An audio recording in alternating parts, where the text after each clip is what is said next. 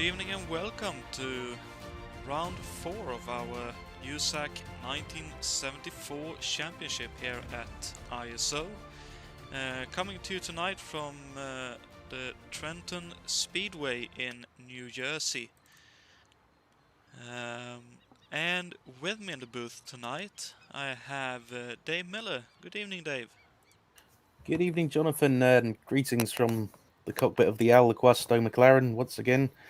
Here we are at Trenton, a track that's certain to blow the mind of anyone that says oval racing is just turning left. That's certainly true, as the track that we are at, which has actually been updated and, if I'm correct, redone from scratch by our own Alberto Ibanez. Unfortunately, neither him or his son can be here tonight due to their internet being down. But we now have a very proper and very tight kink, right-hand kink, on the back straight. Certainly giving cause for the nickname of this track, the Kidney Bean. Absolutely, that kink's certainly quite sketchy, even at the best of times, and these cars really do hate turning right. And so does most of the drivers, probably. It's a 1.5 mile Kidney Bean oval, and we'll be going for 134 laps, which will equal 201 miles. Despite the event, of course, technically being run over 200 miles. But generally speaking, taking the pit lane, which is grayed out in the track map that you can see here, probably shortens that distance to be very, very close to exactly 200 miles. If we have a quick look at how the points will be handed out this evening, the winner of this event will score 400 points compared to the 1,000 points that we saw at the 500-mile event last time out, and 200 points, I think. 150 or 200 150 or 200 points, I can't remember exactly now, of the 100-mile events. And then the points would be 320, 280, 240, 200, 160, 120, and then down by 20, all the way down to 12th position. And if we have a quick look at the championship standings after round 3 while qualifying is going on in the background, Jacob Fredriksson won last time out and therefore scored 1,000 points, netting him a total of 1,400 points at this time in the championship. Tiago Canola had a decent run last time out and sits on equal 800 points with Cesariusz Szlapinski. Both of them very quick drivers, and currently Szlapinski holds pole in the 5-minute qualifying session ahead of this night's event. Ray Riddle lines up 4th in the standings with 635 points. And Petr Lavac, back running here with us, sits in 5th in the total standings with 580.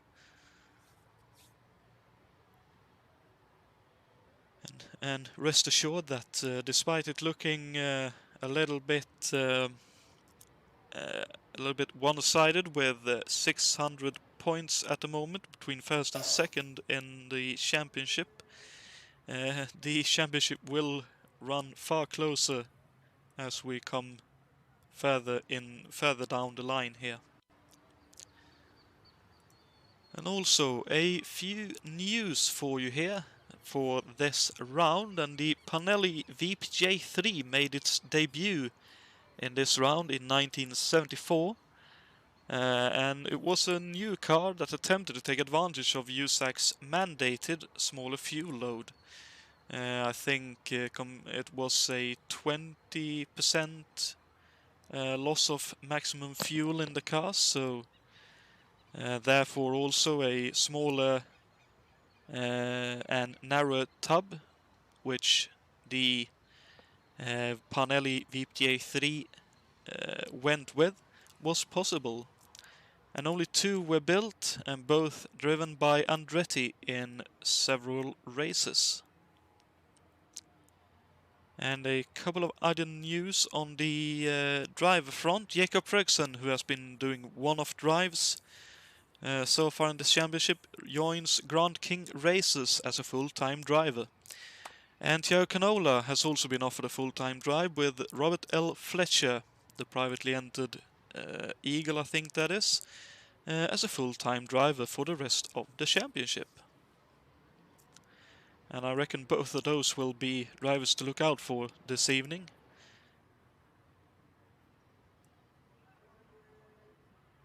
Absolutely, Jonathan. Based on previous form and other series, we know they're both very quick. Certainly so, and as we can see here, Shlapinski has taken pole, but only by 0.08 of a second ahead of Thiago Canola in second, and Jakob Fredriksson, our championship leader, in third. And you yourself in eighth, mate. Looks like you have some decent pace here as well. Yep, quite happy with that. 33.2. Not quite as good as in practice, but I'll take it. Well, that's certainly a lot quicker than I would ever be able to do around here. This track is scary. It absolutely is. None of these corners are I like, and if you get it wrong, it's very easy, as many of us have found in practice, to end up over the fence and in the nearby neighbourhood.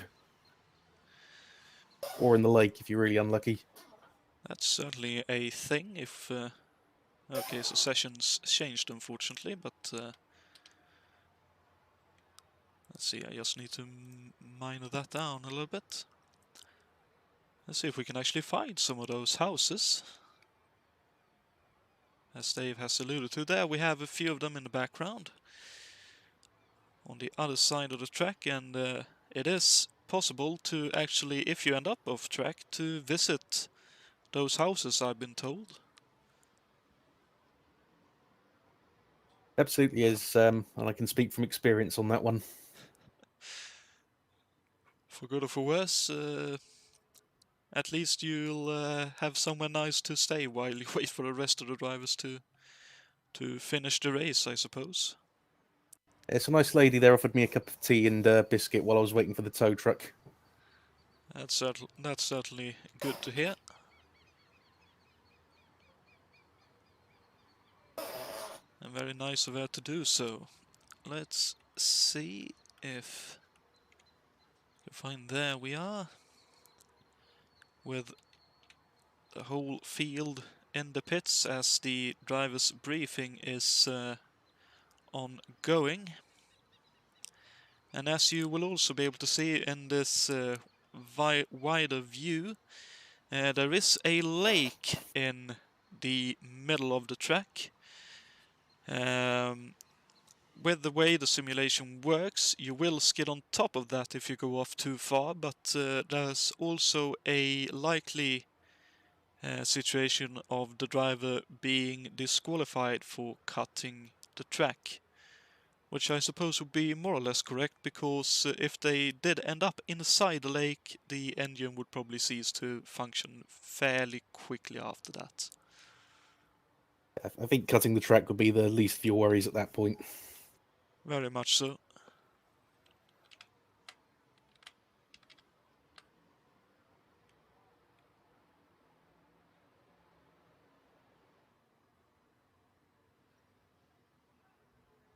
And cheers, Tim, and good evening, and good evening, Barry Lynn, as well. Nice to see you all here. Hope you're all doing well.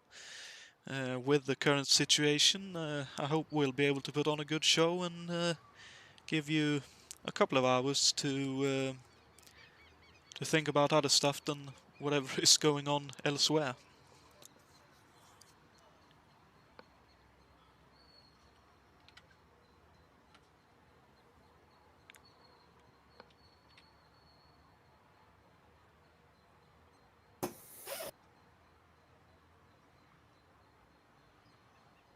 Absolutely. With that, the driver's briefing's just finishing up, Jonathan. So, That's good to you hear want we then. can go for the onboard lap. Yep, that sounds good. I've got you already sorted out so I can jump on board with you whenever the time comes. There we are. So, rolling out of the pits, it's a particularly dangerous pit exit, this one. There's a big bump there and it's very slippery. That's probably going to catch out someone out this evening.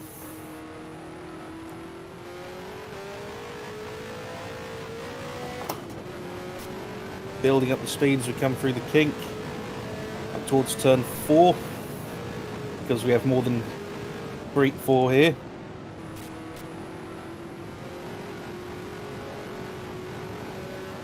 Onto the front straight to start our lap. Rushing 190 miles an hour as we get on the brakes into turn 1. Try to keep the car as tight in the groove as you can. Very slippery on the outside if you get it wrong. Feeding that power very gently. Watch out for the turbo kick. Ease the car through the kink. It's very tricky through here. And then kick up to 4th gear. Usually as you go into turn 4. And on the throttle all the way through turns 4 and 5 and onto the straight again. A very different lap, this one. Very tricky. And there's 134 of them to do tonight. And we'll probably see, as you mentioned, quite a few spins at least around here, especially in this kink here. And as everyone can see, it's very, very tight indeed compared to most other places we go to. I think the closest that kink is to is at Pocono, although of course that's also left-hander there, but that's probably the closest we get to that kind of kink anywhere else in the championship.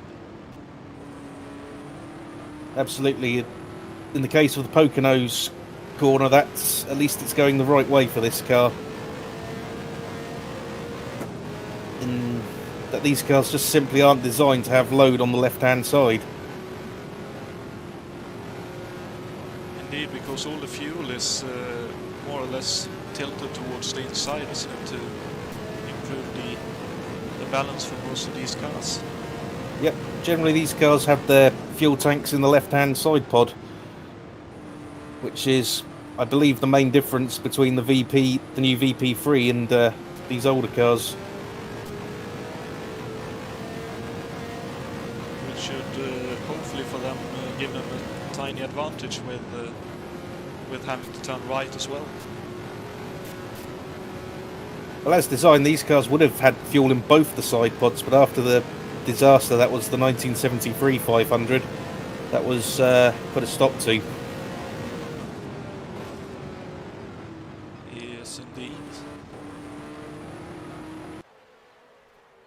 Oh, there we see one of the kind of spins that can happen around here. So easily done. Hopefully we'll get it out the way. We'll get it out the way now, not in the race. Do that in the race. Very much so. Certainly the best moment in time to do it when there's no major prize or stuff like that on the line. And currently quickest in this warm-up session is Cesariusz Lapinski in that Toyota. Definitely a very competent car around here, and Cesariusz, while lacking oval experience, is making pretty good use of that machine.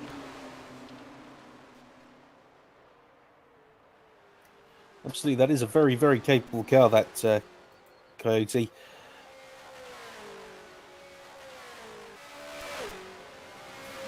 I understand it may even have a very rudimentary form of ground effect. If that's the case, then that would explain why they were able to run with a fixed front wing.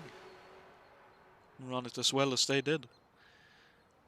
And slightly surprising, I suppose. Well, maybe not, but Brian is Yannick is currently sitting in second. He's had a couple of good races, but he usually... Oh dear. He usually, as it looks like... Oh, he just about was able to stay on the race surface there. He usually comes on stronger later on in this stints from what I've seen so far, so interesting to see him this quick in the warm-up session itself.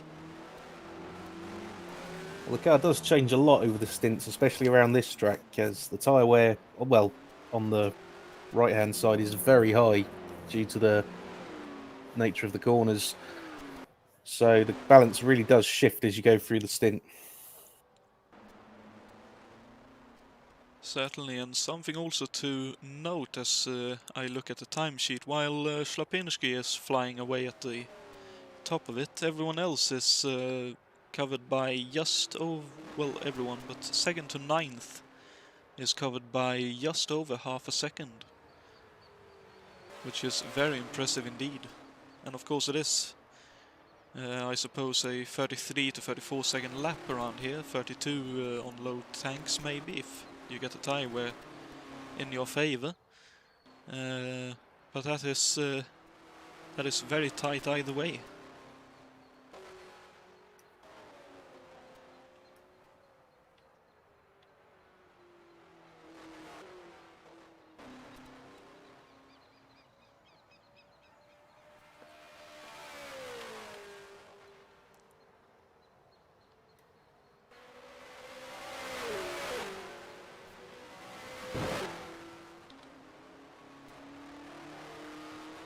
As we are about a minute away from almost being done and race session to get underway.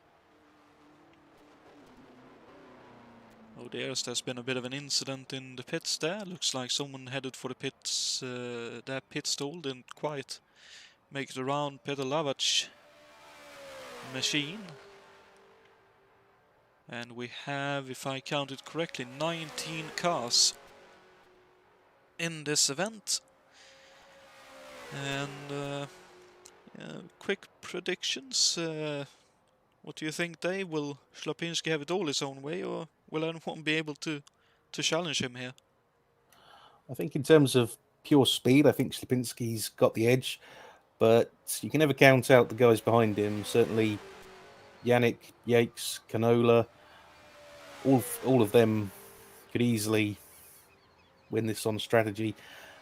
And then this track will throw up all kinds of curveballs, so it'll be interesting to see.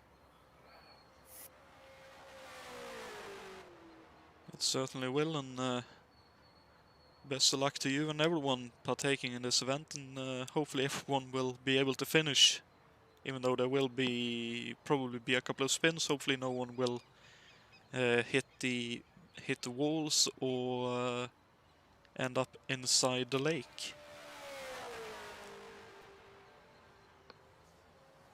As we have just a few more drivers to finish their laps in this warm-up session, as we are now moving over.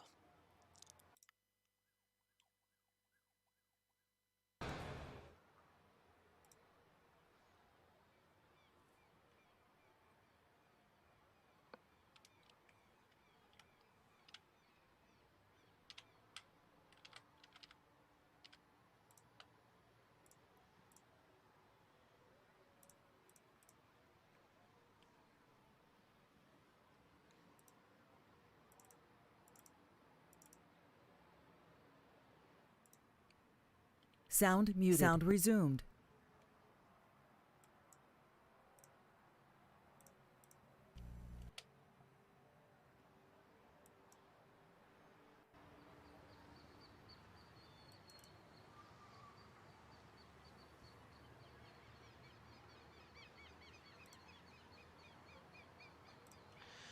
Okay, pardon me, as everyone was joining the grid, I took a moment in time to just sort out the last few bits. But on pole is Cesarz Slapinski, with Canola lining up second for Robert L. Fletcher. Jakob Fredriksson is third for Grand King Races, and Adam Hackman lines up fourth for Unlimited Racing Team. Brian Yannick is 5th in the second of the Robert L. Fletcher cars, with David Yates in 6th for Dick Simon Racing. Jukka Martinen is 7th, with Dave Miller in 8th for Aldo Cuosto. David Saber is 9th for All American Races, and rounding out the top 10 on the grid is Jason White. Peter Lovac ended up 11th in the qualifying, with Ray Riddle 12th, Joa Bos 13th, with Ernest Mroz 14th. Jason Fitch 15th with Raoul Jereb 16th, Bruno Chacon 17th, Nick Chapman 18th, and Greg Dallacella rounds out the field in 19th for leader card races. As the safety car is heading for the pit lane, and soon the green flag will fly.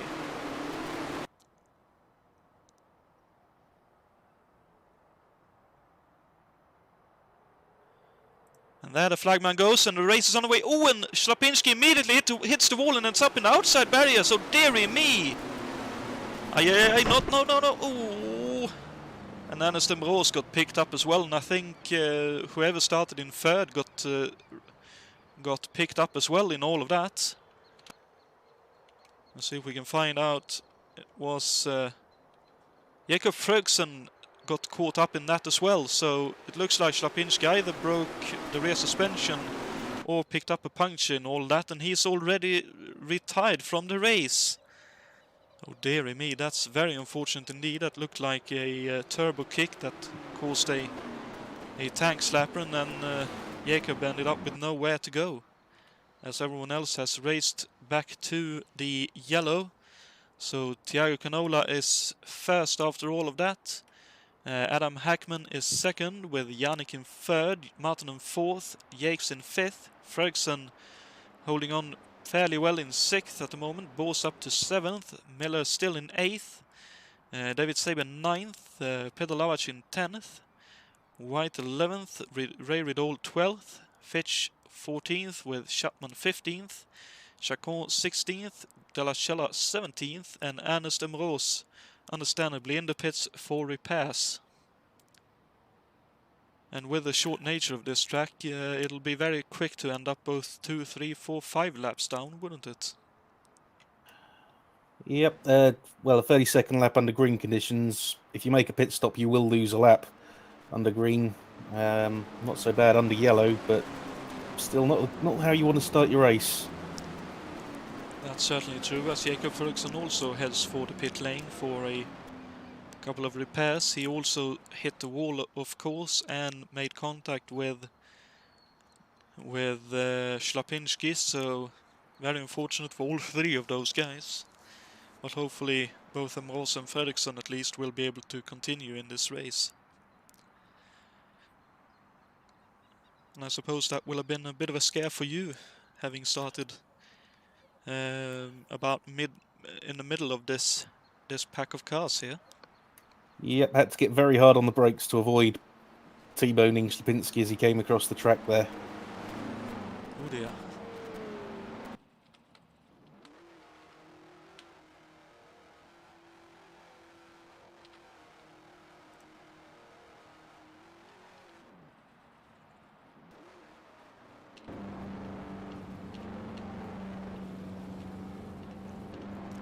That's very unfortunate, but that's what can happen. And unfortunately, Fredriksson is one lap down, or will be very shortly here, as it hasn't picked up on the graphics. There we go. So the graphics is now picked up. So both Mroz and Fredriksson one lap down here, but at least they'll make an attempt to continue running. Absolutely, there's still a long way to go, so they've still got a chance to get back on the lead lap and get something out of this race. Oh, of course, it's around 191 miles left in this race, so make that 190 once we cross the finish line here to start lap 5.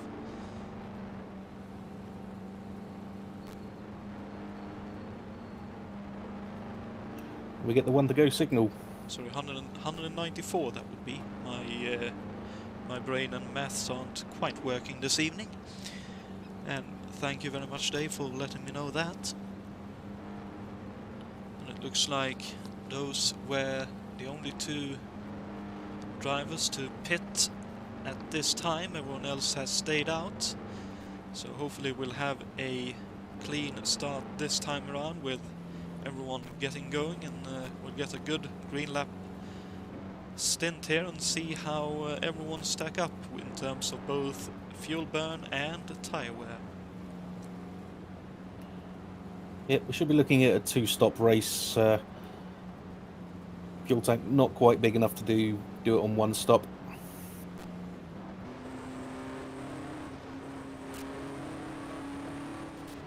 Too bad we don't have the old stock block still around. They would be able to make it on a no-stop, I think, as the green flag is out and they are back running here at Trenton Speedway.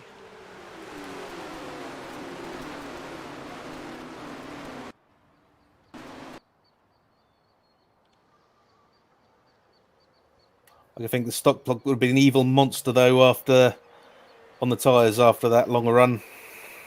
Probably would be.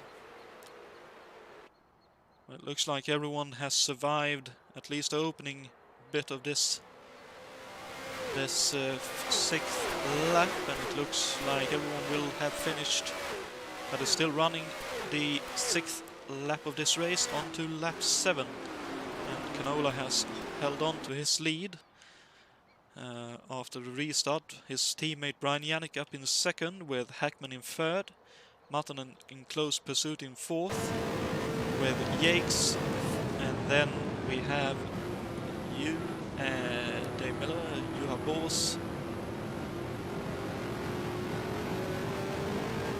David Saber, Peter Lavach and Ray Riddle now rounding out the top 10. As here comes Martin up the inside. Looks like he wants 3rd position from Adam Hackman. Hackman out in the grey. That's another bit of OS. There's almost a bit of contact there, but Martinen takes the position, as does Yakes, sneaks up as well. But that's another bit of trouble for everyone to keep in mind. The marbles build up very harshly on the outside of the groove, and if you end up out there, it's very, very easy to get it wrong and end up in a spin or in the wall on the outside. Always we can see that David Yates with a big twitch. It looks like Adam Hackman with a bit of a bottle, bit of a cork in the bottle for Martin Yates. As Saber gets a bit of washout there, Bors looking for an opportunity to sneak up inside, can't quite do it.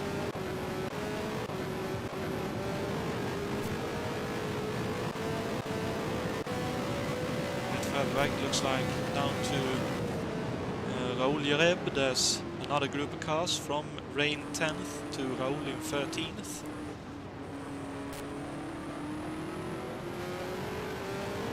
Sorry, make that Ray in 9th and to Jereb in 13th.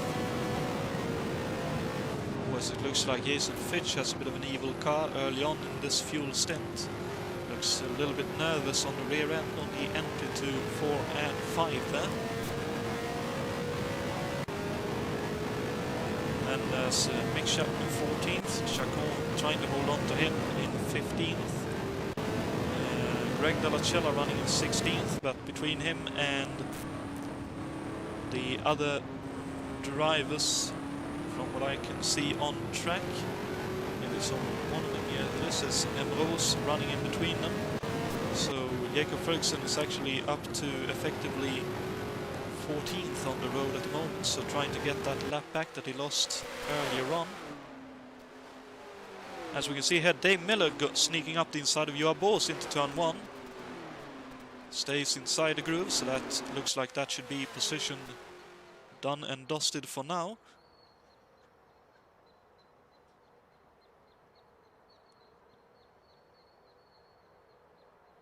Although Joa has a bit of a look-see up the inside there, looking for an opportunity to sneak back past, but can't quite do it.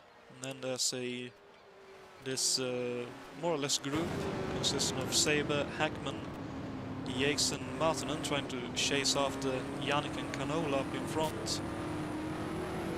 And holding on to their cars in the meantime, as David Saber had a bit of a moment as we are on board with him on the exit of 2.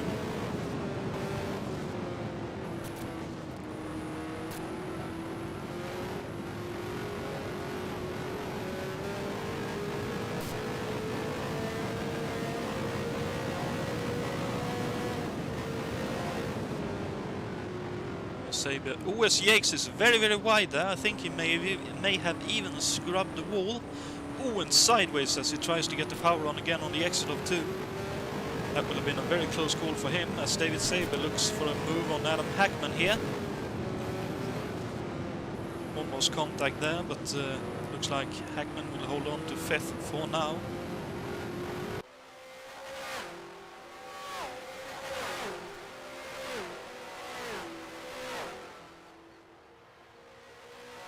As you can see, Fredriksson continuing to make his way up the field, now up to effectively 12th on the road.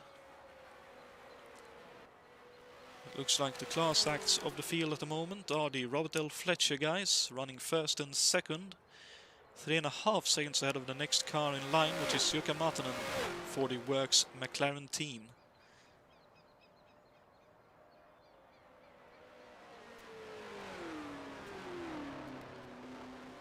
Worse, we have a yellow. So we can possibly order. Oh no, it's Jason White! Oh dearie me, whatever happened here? Oh, that's Fredriksson up the inside. Oh, Fredriksson slows down a little bit more than Jason White was expecting, it looks like, and Jason unfortunately slams into the outside barriers there. Trying to get back to the pits with a crippled car.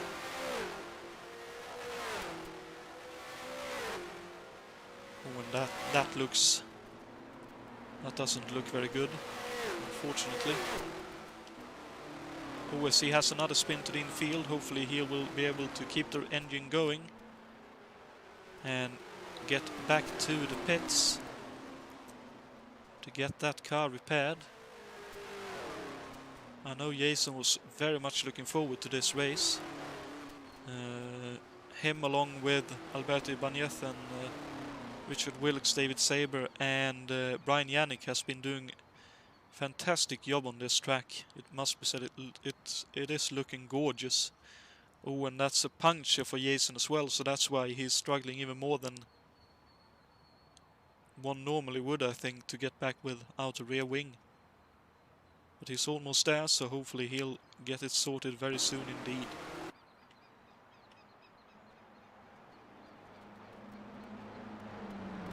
As he unfortunately ends up another lap down. Looks like he's now at least in his pit stall and getting some repairs done to that car, and hopefully he'll be able to continue.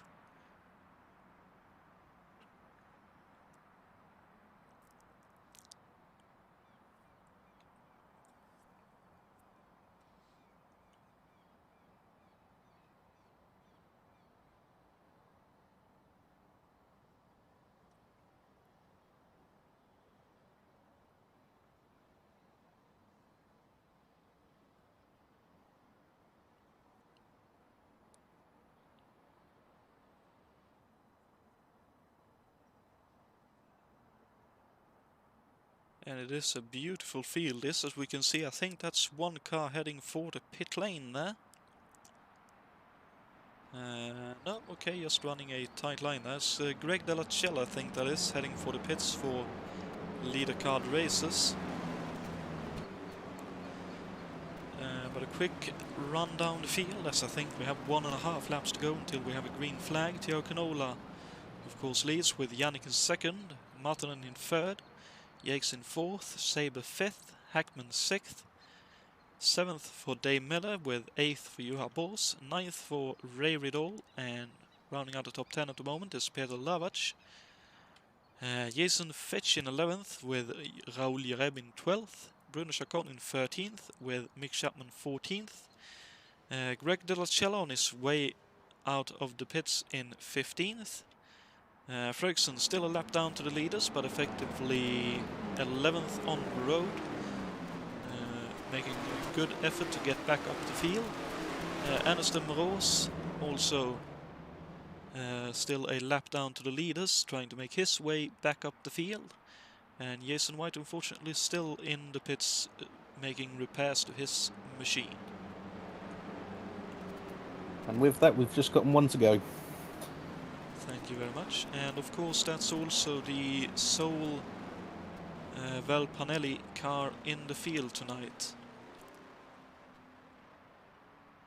So even more so hoping that he will be able to get that car back running.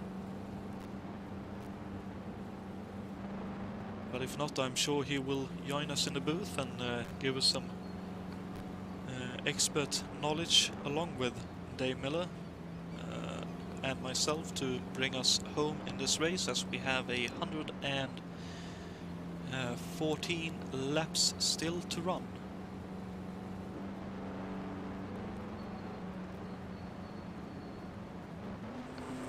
As we are heading for the green flag. And the green flag flies and we are back running, and it looks like Brian Yannick had a good restart there, as did Jukka Martinen. But Canola still on the inside line. He should be able to hold on from there.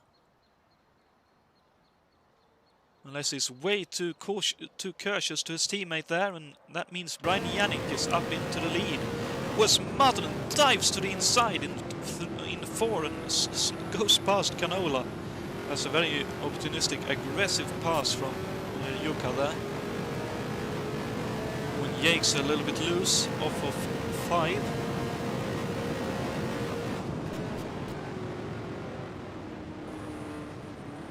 Oh, and that's Adam Hackman being passed by David Saber, so Saber finally able to make that move stick. Further back still, Bors and Miller still at it. Oh, Miller running a little bit too wide in the dog leg there, can't quite make it work. But should have a good exit here. Might be able to give Bors a bit of a run for his money into turn 1, looks like he will.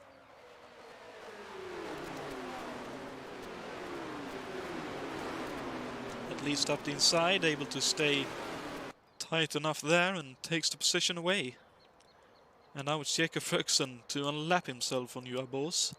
So Jakob now up to effectively 9th on the road. Certainly showing that he has some decent pace in that Kingfish, isn't it?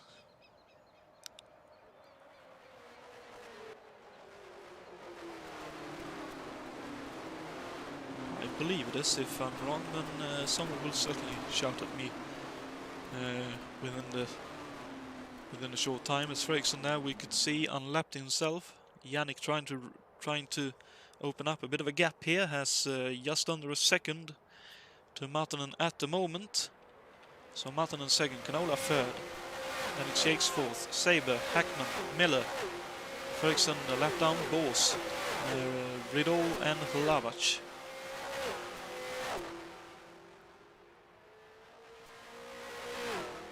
And everyone streaming past. I really like that camera position.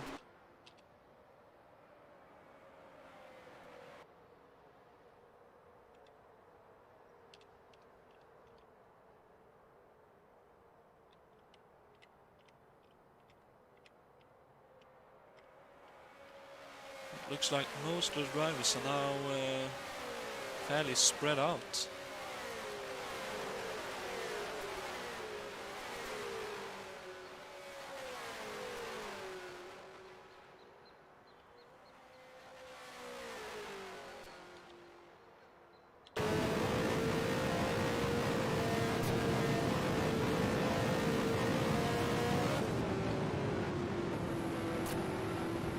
Looks like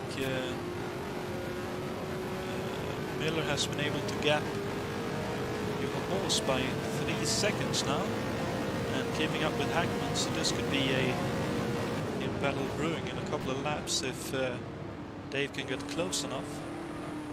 I'll certainly try.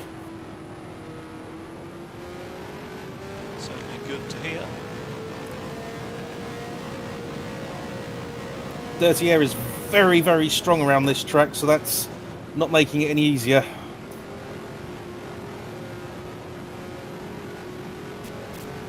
That's certainly understandable. Despite the quite steep banking that the track has in the turns, it certainly messes with you when you're going 100 miles an hour.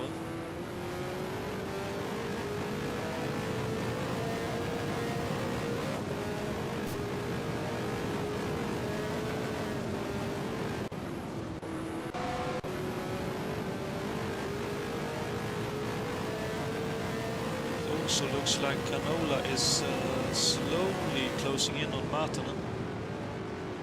At least keeping up. USAC goes for a very tight line there, trying to find some clean air for his front wing. Looks like it worked okay.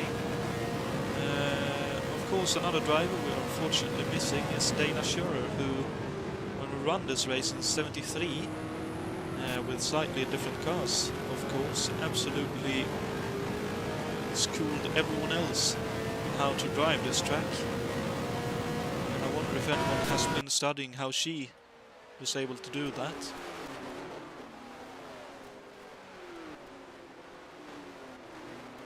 As here we have a fight for position though between Bors and Ray Riddall. Oh, as Ray Riddall has a spin that looked like turbo kick. My apologies, Ray, I believe I may have cursed you there.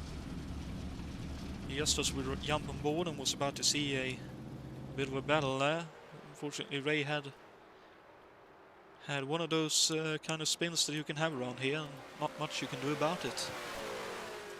As everyone still, of course, races to the line, and Jason Fitch and Raul Jareb looks to have had a bit of a fight going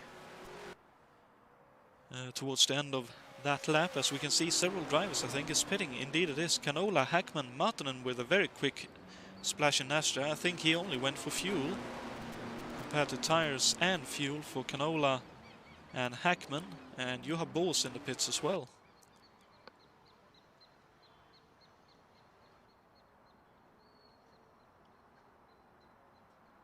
Well, we can see that effectively fifth on the road now is Jakob Fredriksson, so he is definitely taking advantage of these yellow flag interruptions of the racing, as David Yates now heads for the pits, as does Dave Miller and Jason Fitch,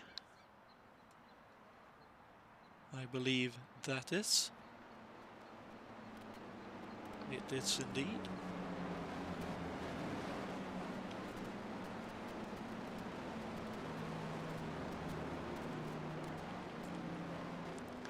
It looks like Jason White's pit crew at Wells Panelli Jones Racing was able to repair the car to some extent, and he is back running out there, and that's very nice to see.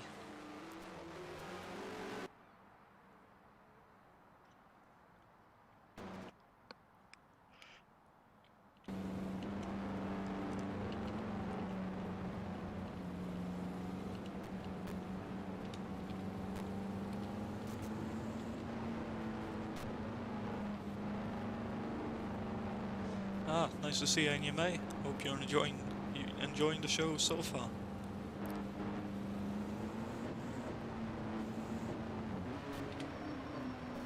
As Brian Yannick also heads into the pits now to make his stop, and so David Saber picks up the lead for now, and that means Fredriksson is effectively second on the road, so one more position and another yellow and he'll be at the back of the field.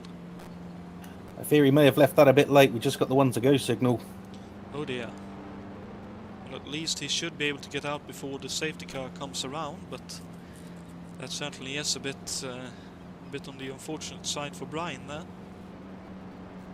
Of course, it also means he drops to the back of the lines of 14th as he's racing to get back to the line.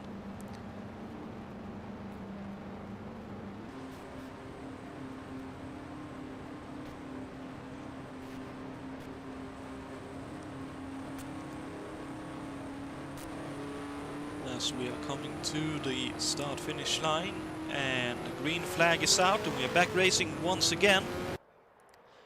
Let's see what Saber does about Fredriksson behind him, and Lavach with a bit of a slow restart there. Well, Fredriksson very quickly with a run up the inside. I don't think he wants to run around outside in the dogleg, the kink though. Indeed not, and he stays behind for now. Bruno Chacon fourth at the moment, a little bit sideways there. Martinen effectively leading this race, as he's the first one to have pitted.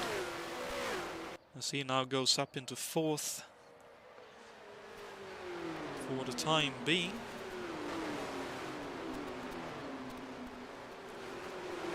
That's Jason Fitch right ahead of him, and then it's Raoul Jareb.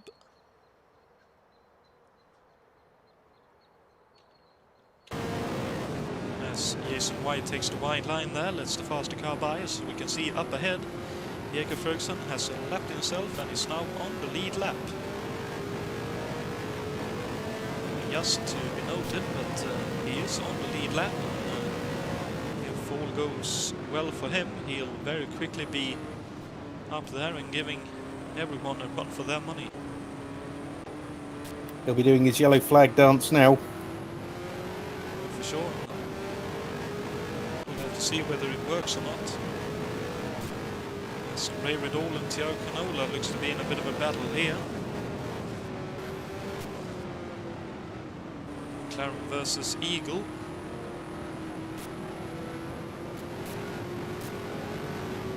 Looks like Canola certainly has the pace for now. Of course, I can see in the mirrors, if you look down low in the car beside the race in-car helmet there, we can see that Yates was right behind him down the straight, sneaks up the inside in 1 and 2 and takes away 9th position from Ray.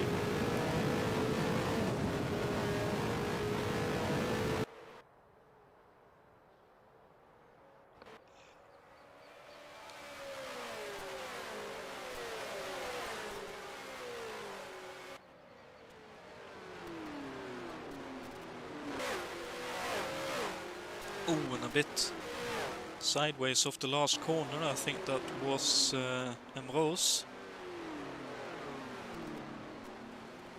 When Jason Fitch a little bit wide. Oh, yes! Oh, dearie me, that's bad.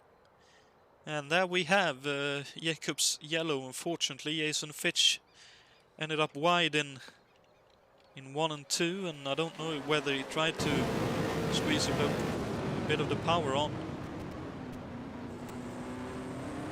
See, White tried to keep a squeeze just a little bit of power on, and immediately the car swapped end on him, unfortunately. So the marble is already very prominent on the outside of the groove, as he's doing his best to not end up in anyone's way, and that of course ain't easy when you don't have a rear wing, but hopefully he'll be able to get back to the pits quick enough and get some repairs done and be able to rejoin. As Jakob Fredriksson, of course, works his way to the back of the line now, as Peter Lavach has been in the pits for a splash of fuel.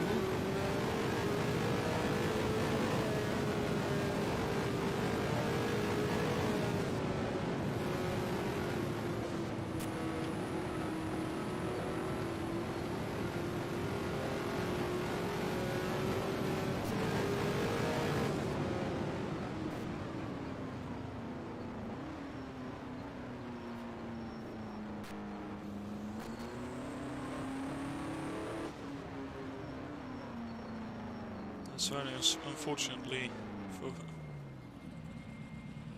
for you both, but hopefully the lockdown will be over very soon indeed. As Fredriksson now heads into the pits for a quick top-up of fuel by the looks of things, to have that going for him so that he's back on the fuel stint. I think from here it should be doable on one more stop.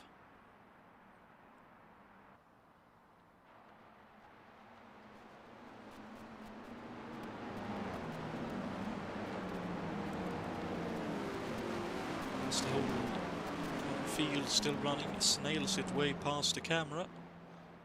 And soon to come into view, there he is, Jakob Fredriksson, after his pit stop, making his way to the back of the line.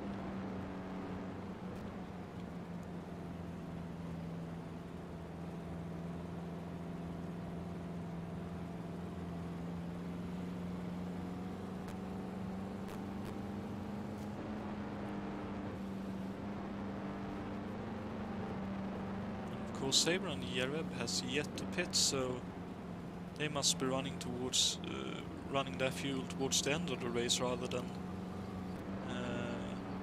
well, wanting to have a short stop at the end rather than a long stop, that which some of the others will have towards the end. Presumably around the lap 90 to 100 area, I would assume, would be when most drivers will pit for their final stop. I think we're less likely to see fuel being the determination of the stop. The tyres take a lot longer than fuel does with these cars. That's certainly true, so it's more a question of will anyone be brave enough then to only take fuel for the final stop rather than fuel and tires, like we saw. I think it was Adam Hackman who used that to good effect last time out. I think you'd have to be very brave around here. The tyres are pretty much shot after 45 laps. Oh dear.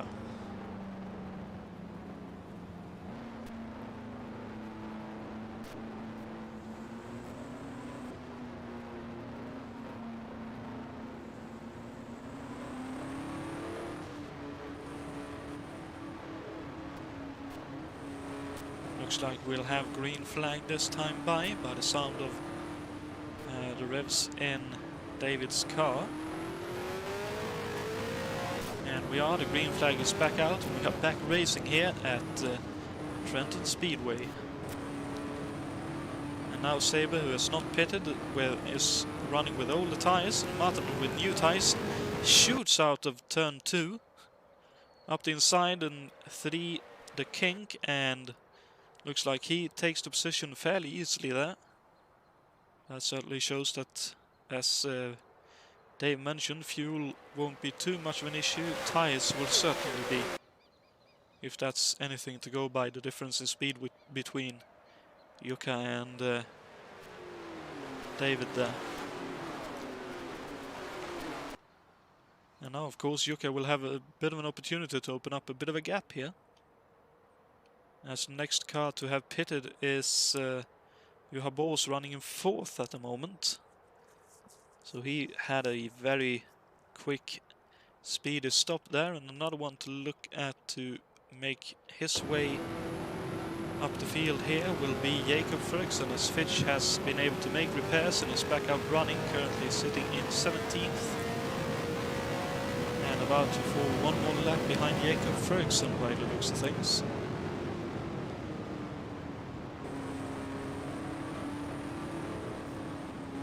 Fredriksson is sneaking up the inside of Mick Chapman as well. So 2 cars in one corner for Jakob there, very neatly done.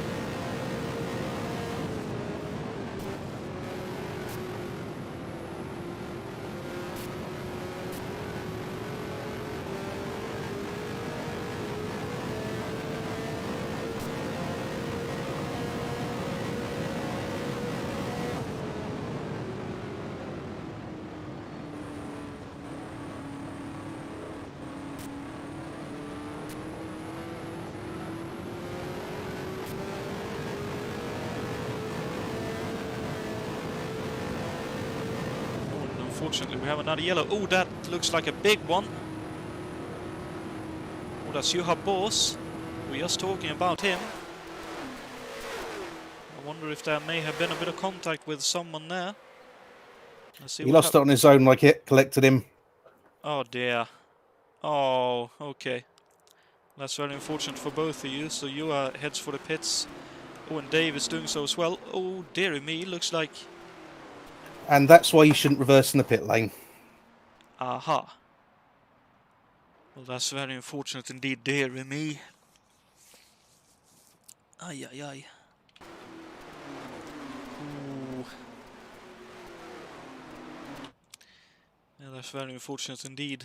Hopefully the repairs will still be quick enough so that you all will be able to get out before the safety car comes around once again.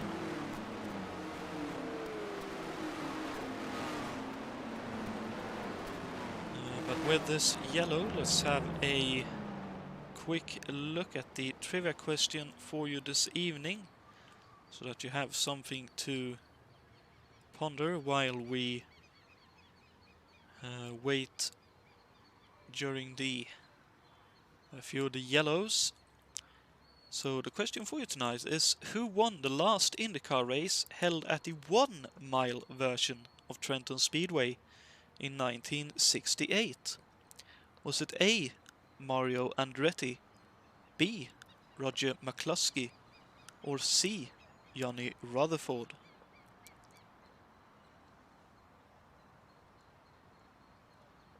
That's certainly one that I honestly didn't know, but I had a stab in the dark, and fortunately I was right when I was having a first look at that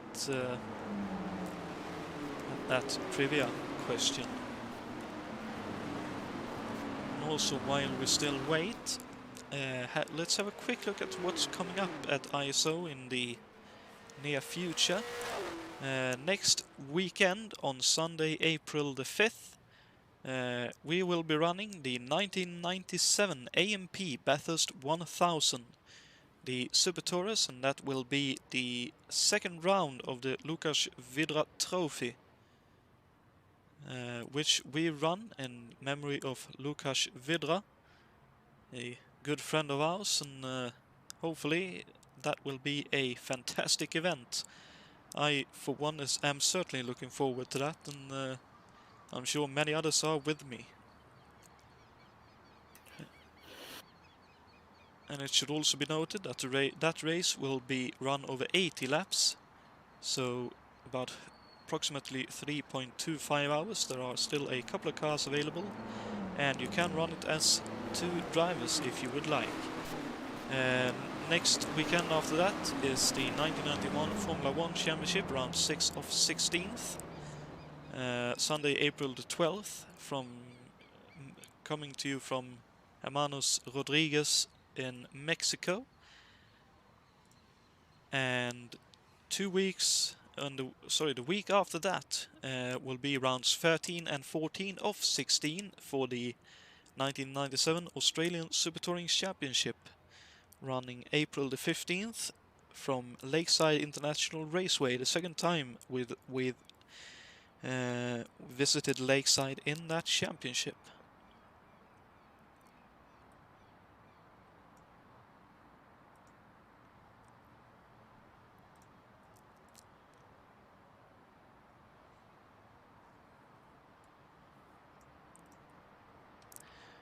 And with any bit of luck, it looks like the safety car is about to head in, so just as we get back on track, we'll get the green flag flying, and unfortunately Hackman, Miller and Juha Bols is down 1 lap to the leaders as the green flag is out, as is David Saberholm. We have a spin right on the restart there, not sure exactly what happened there, but everyone will race back to the green. Oh, Bruno Chacon looks to have flipped the wall. And Jakob Fredriksson is involved once again in a restart or start incident. I saw a yellow car. I wonder if that may have been Juha Bols.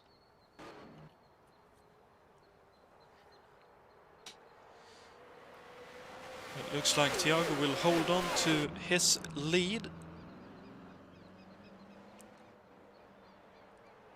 as we come around to pick up another yellow. With Martinen, Yannick, Yakes, Lavac, Ridol, Jereb, Chapman, Greg De La Cella and Bruno Chacon rounding out the top 10, although it looks like he is headed for the pit lane. So let's see if we can possibly catch whatever happened in all of that.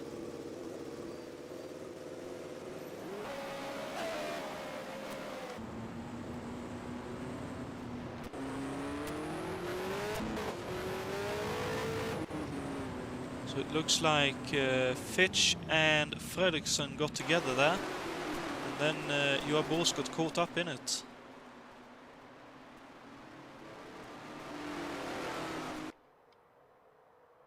Not entirely sure how that occurred, but unfortunately it did.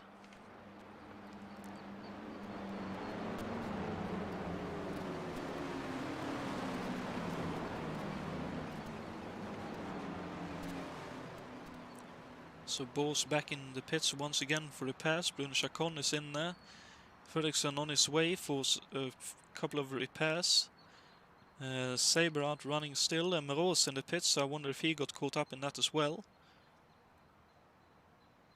Oh, looks like there's a bit of trouble with the pit boxes possibly.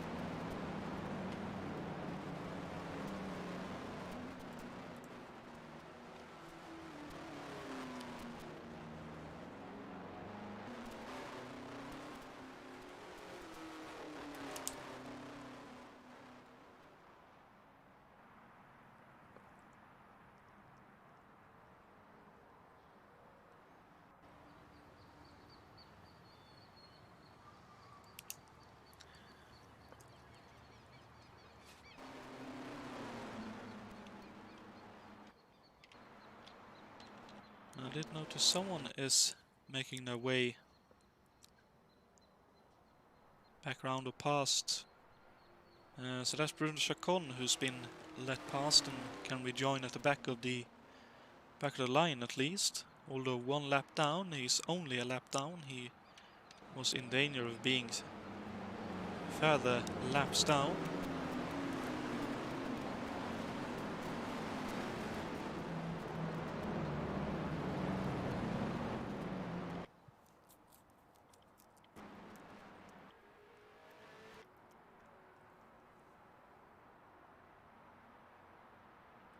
Looks like Fredriksson is on his way out of the pits there. Currently, I think that's 3 laps down on the leaders. There's still a long way to go, so anything can still happen. As can anything for the rest of the guys 1 or more laps down. As it looks like the safety car may be about to head into the pits once again, so we'll get another restart and hopefully a longer green flag run this time around, like the one we had after the initial yellow, as Bruno Chacon has been given a 10-second stop go.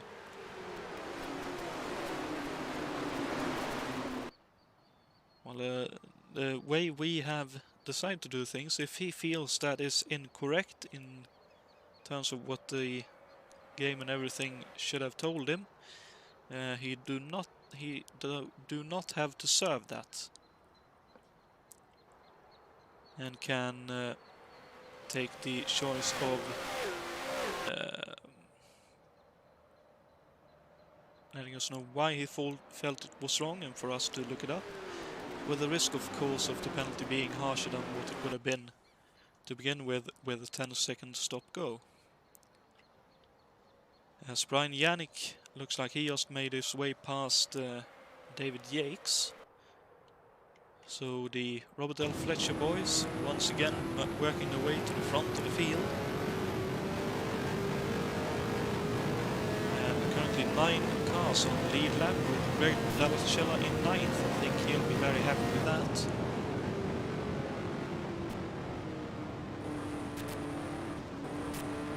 Looks like the actual battle for now is between Yates, Yannick and Hackman, as Yates has made his way back past Yannick.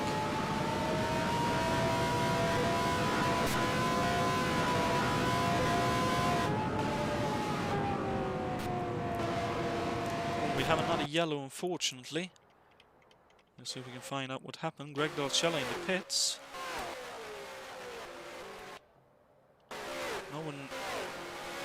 No one obvious that's been off anywhere. Oh dearie me. Okay, never mind me. That was Greg has retired even. Oh dearie me, that's so unfortunate. I'm really sorry, Greg. I certainly feel I put a jinx on you then.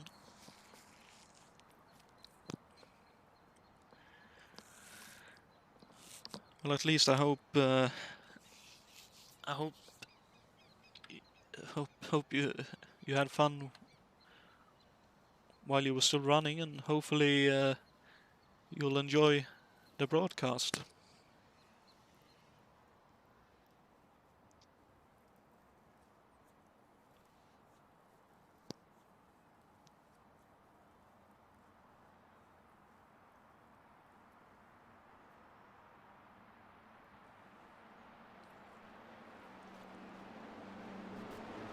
And in May, I think that's unfortunately the case pretty much everywhere in the world at the moment, but at least we have our sim racing hobby to escape that for a little while.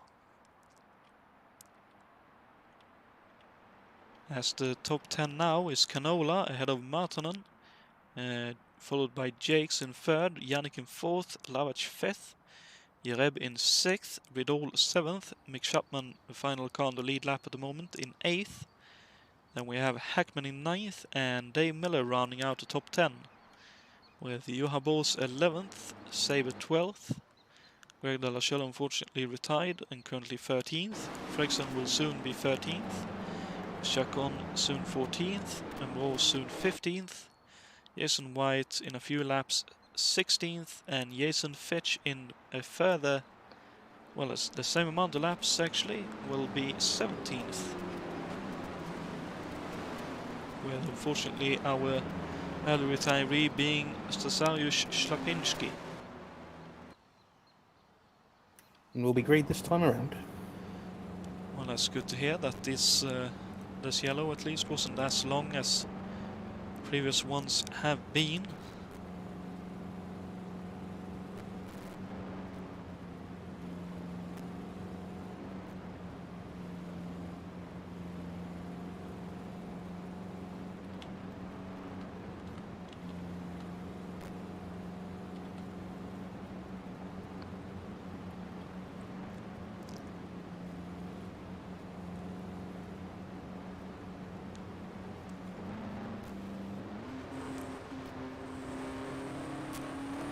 As the green flag is out and we are back racing once again, Canola looks to be able to hold on to his lead for the moment, as it's very close between Yannick and Hackman, with Dave Miller in there as well, so effectively 5th and 6th on the road,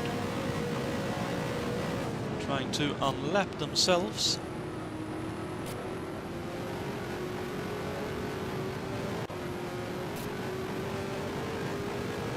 Here comes Jakes on Jukka Martonen.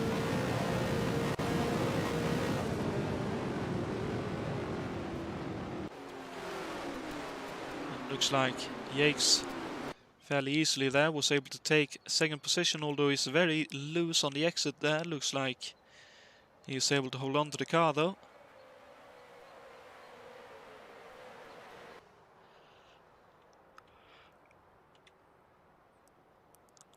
And I believe Raul still hasn't pitted, and we're on lap 63. Unless he pitted on one of the last few yellows.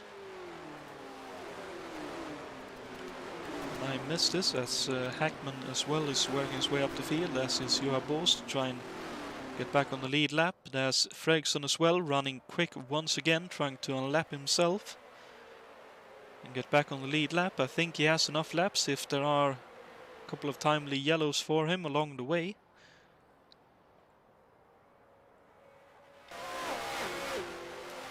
But we'll have to wait and see what happens with that. But he certainly seems fired up as he slides out of turn 5. And chases after Jason White's Velpanelli.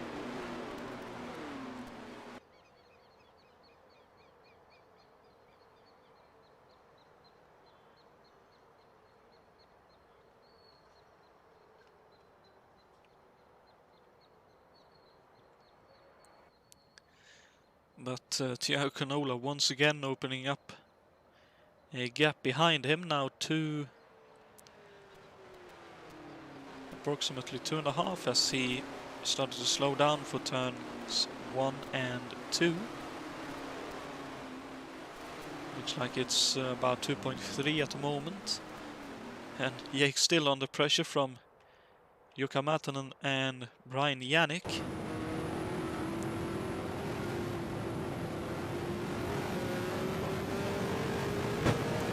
As I believe Yannick just slightly scrubbed the wall then, taking away a bit of his tire company's text on the side of the sidewall on of the tire there.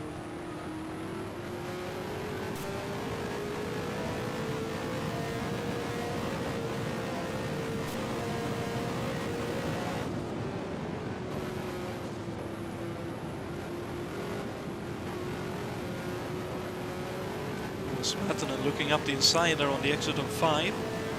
Not able to do it, but in the draft there should probably be able to make the move. Wes Yates takes a very wide entry there, trying to open up the corner as much as he can. Wes Matanen gets very loose as the turbo tries to kick in on him.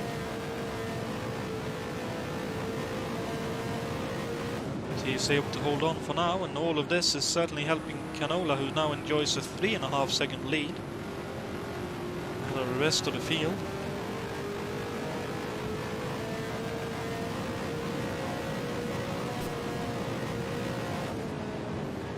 Looks like in the meantime Brian Yannick is fairly happy to be sitting in 4th at the moment. He actually lifted as they came to the end of the front stretch there. So looking to save just a little bit of fuel, possibly make his final stop, if he decides to go for no tires, a little bit quicker. We have Lavach in 6th, Jareb in 6th, Ridol 7th, Chapman still in 8th.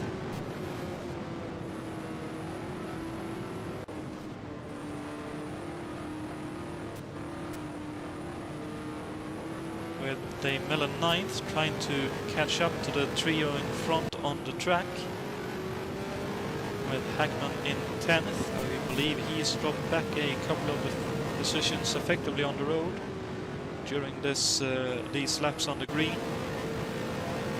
We are most the same, I think he's dropped 1 or 2 places. David Sabre in 12th, with Fredriksson in 13th. He is yet to make a dent in Jason White, actually. So I wonder if Jacob's car is too badly bent at this stage to be able to run as quick as he is able to do with a undamaged car.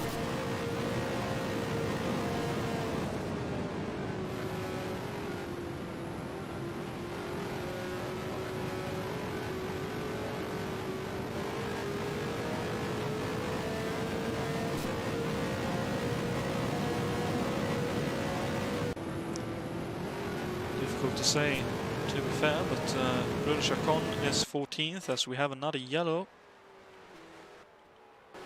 Oh, looks like there was a spin. Oh, don't tell me it was you, Dave.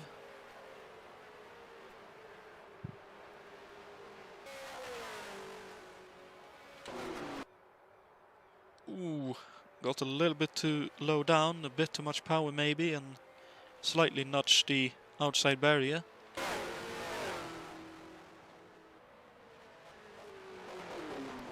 And into the pits heads Dave, as does Hackman. And also in the pits is Ray Ridol, Peter Lavach, David Yates, Brian Yannick. Raoul Jareb stays out for now, as does Jukka Matanen and Thiago Canola. And just dropping another lap down is number 45.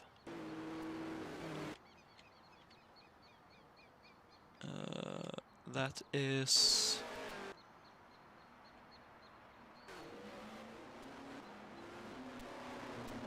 Mick Chapman, who just about ended up a lap down there.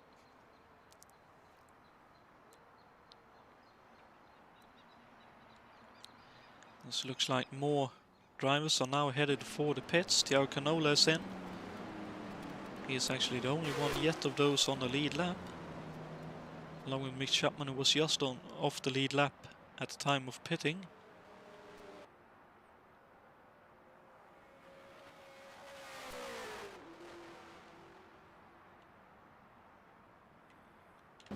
So Matanen once again takes up the lead in the race.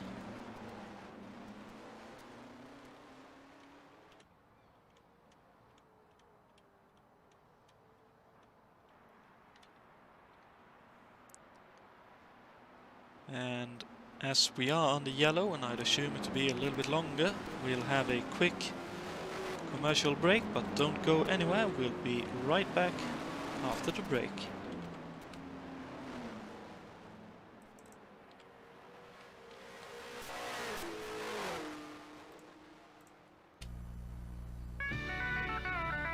If the gasoline shortage has got you scared, partner, get a horse. Your Ford dealer has 3 little thoroughbreds named Pinto, Maverick, and Mustang too. They're easy riders, dependable and economical. The base Pinto gets over 20 miles to the gallon, and these days that ain't hay. So see your Ford dealer and saddle up. Get a Pinto, Maverick, Mustang too, but brother, get a horse. This is J.C. Penney's $10 dress shirt.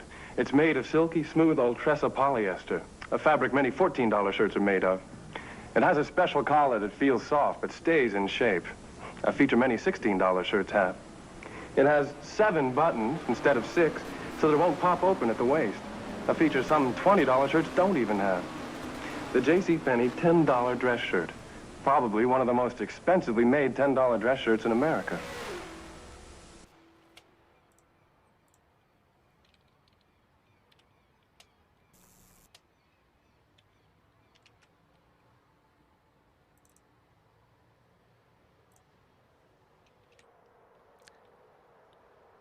As we are back on track, and as I thought, we are under green flag condition once again.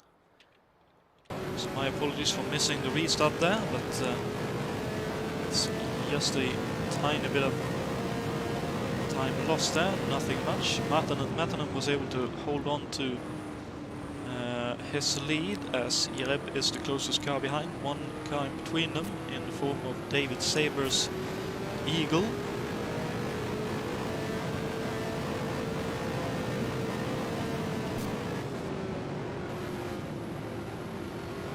Sound muted. Sound resumed.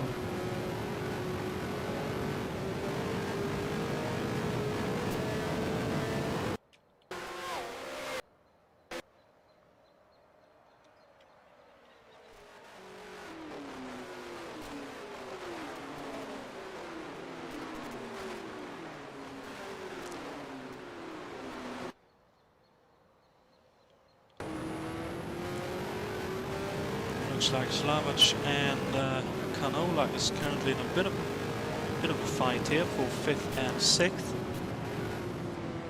as they are on at the same time trying to make their way past the lapped traffic.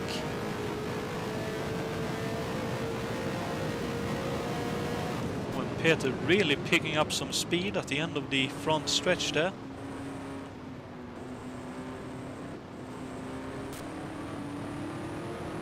Certainly looked like it was more than those 190 odd miles an hour that they mentioned in the pre-race lap when we were looking at the track.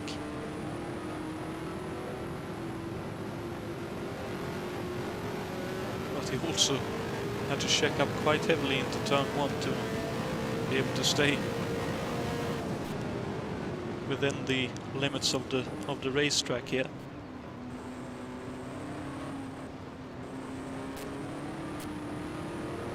We can hear how easy and how careful Peter is having to be to try and squeeze the power on. As both White and Canola runs a little bit wide in 4 and 5. But Canola now up the inside, and I reckon he'll take Jason for position on the track. Ooh, as Jason tries to take the racing line, Lavach thought he would leave the door open for him. Ooh, and Lavach very loose there. And unfortunately we haven't won another yellow.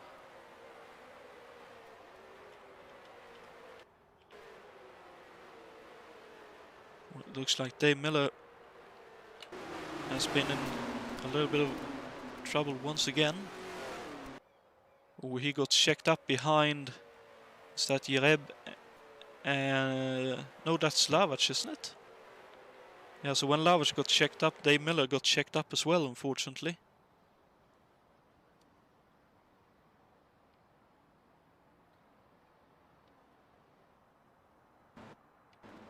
And Dave unfortunately retires.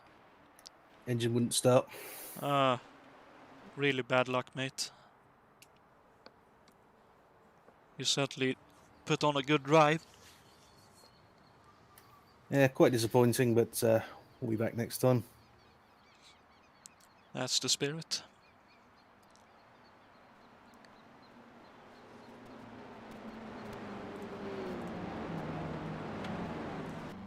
So unfortunately we have another yellow here. Now Jereb in the lead as Matanen decided to head for the pit lane. With Yates in second, I believe he is the leading car to have pitted. With Yannick in third, Canola fourth, Lavach fifth. Reardol 6th, Jukka Märtinen 7th, and then a lap down. First car a lap down is Adam Hackman with Juha Bors in 9th, Mick Chapman rounding out the top 10, with Saber a further lap down in 11th, with Bruno Chacon in 12th, Ernest Embros in 13th, Jason White in 14th, sorry, that's Fredriksson in 14th, Jason White in 15th. And soon to be Jason Fitch in 17th, with Dave Miller, Greg Delocella and Cesariusz Szlapinski, our unfortunate retirees in this race.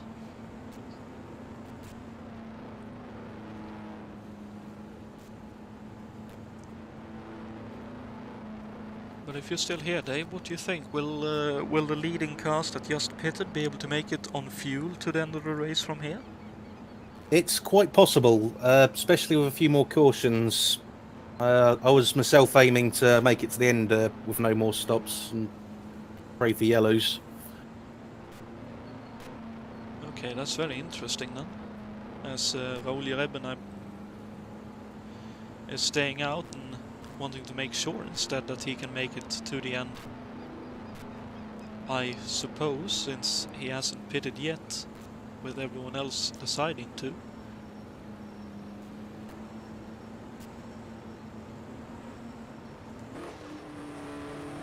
And that gear down signals with the revs rising that we are about to head to the green flag wave once again. And here we go, the green flag is out and we are back racing. And it looks like Jereb will just about be able to hold on to the lead for now, but with old tyres I don't think it'll be too long before Yates or Canola makes their way past. Whereas Yates got checked up, Canola and Yannick both pounces. So the Robert L. Fletcher boys doing it 2 by 2 here.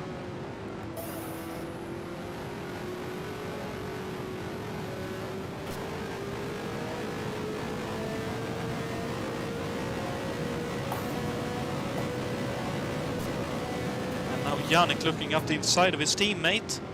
dives up the inside. Canola trying to hold on around the outside, runs a bit too deep and has to drop back behind, but it does the cutback, and what a beautiful exit. It looks like he will hold on to second for now. Oh, and Yannick with a massive moment in the kink, exit of the kink. And Lavac right in this as well. So top 5 fighting, and Yates actually running wider. Lavac up the inside, and he takes fourth away from Yates. And Yates then looks up the inside on the way into turn 1. Oh, almost makes it up the inside, not quite.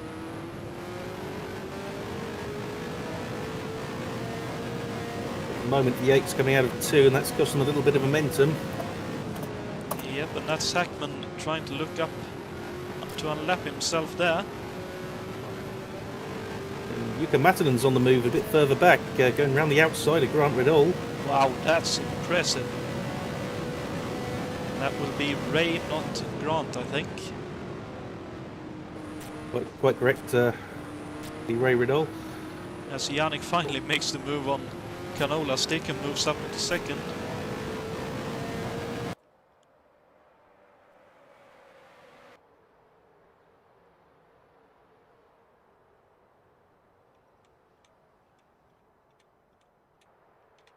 So the field as they come through is Jareb, Yannick, Canola, 3 cars in line, Martin and Ray Riddle, and everyone else. I can't say their name in that quick of a succession.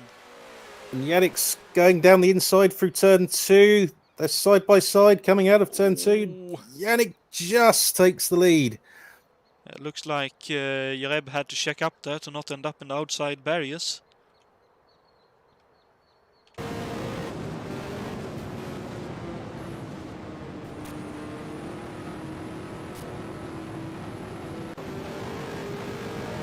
The big one to watch here is that papaya orange McLaren. It's rapidly closing the gap, it looks like, to the cars in front of it. Ooh, at the moment. Especially if they're going to do all of that. That was 4 cars into what looked like 4 square meters, which will obviously hold everyone up. Oh, and there's Yates running a little bit wide again, but it looks like he gets a decent run off the turn though. Ooh, as Martinen hits the outside barriers on exit of 5 quite hard, it sounded like.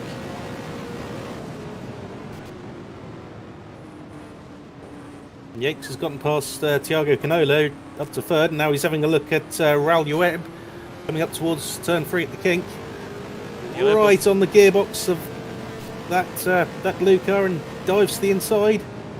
Jareb obviously running with older tires, so the longer this goes on, the less pace he should have. And Yates, of course, will not like Yannick running away too far ahead of them. But not, this is his opportunity on the brakes, and that's the difference of the tyres make. Lavac nearly made contact with the Canola there, but that means Jukka Matinen is up into 5th and right in the thick of the action now, as he looks up the inside of Canola into turn 4 and takes 4th away. So 2 positions gained in 1 lap for the Works McLaren driver. He gives the wall a biff on the exit of turn 5 again. Well, that shows how hard he is trying at the moment, and how close to the edge he is actually running, as Jareb is trying to hold on ahead of Hackman as the yellow is coming out once again. But Ernest Emros going into the campsite. Oh dear. Coming out of turn 5. That's unfortunate. Let's see if we can find out what happened. Ooh, looks like the turbo kicked in just as he came over the bumps on the exit there. And then obviously it's a question of finding a way out of the camping site. Looks like he is able to do so and rejoin the track. So thankfully only a spin to the inside and a couple of lost positions and or time, and that's all that befell him for the time being, which is good to see that he is able to keep going. as Bruno Chacon is into the pits. So a few others. So Raoul Jereb has finally decided to pit, and therefore I'd assume he should be able to make it to the end of the race from here, as should Ray Riddall, who's in. Yep, they can quite easily make it from this point with 40 laps to go. It's more than doable on a single tank now. That's good to hear, but unfortunately it looks like Ray Riddall has some repairs to do, because he's still at a standstill and the pace car is coming around. There it goes. So Ray unfortunately drops 1 lap back.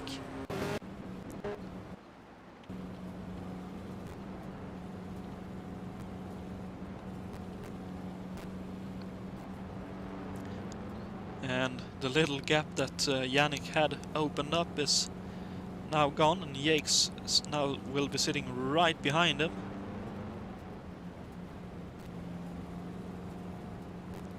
And then 2 cars between them before Matanen in 3rd and Canola in 4th, Lavach in 5th, and Raoul Jereb in 6th.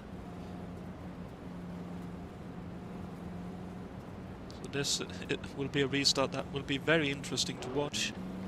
I think we'll actually watch the restart from the car closest to the leaders, that is just behind them, so to speak, which will be Peter Lavach in 5th, to see what happens in front of him.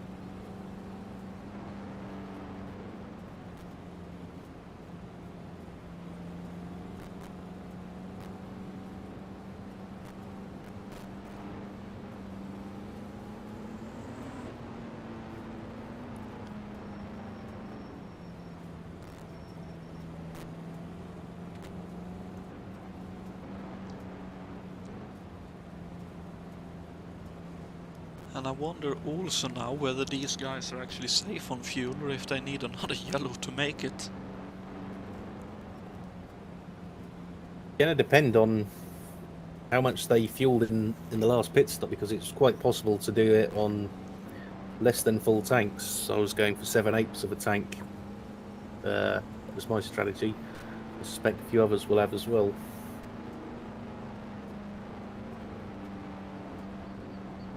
Okay. Well then as well, technically with this, what will Raoul Jereb be able to do with 4, 5, make that about 10 laps maybe even, newer tyres? Yeah, he'll have fresh tyres, and if he's got it right, only the amount of fuel he needs, which will make him very quick, I think, and certainly one to watch for this last 37 laps to the end.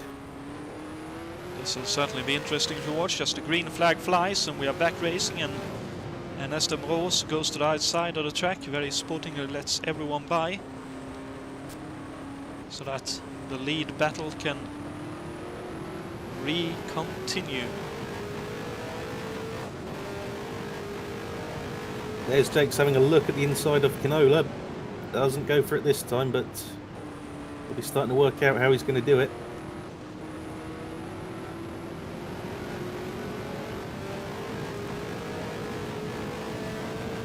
Pac-Man with a big run down the front straight, trying to get his lap back.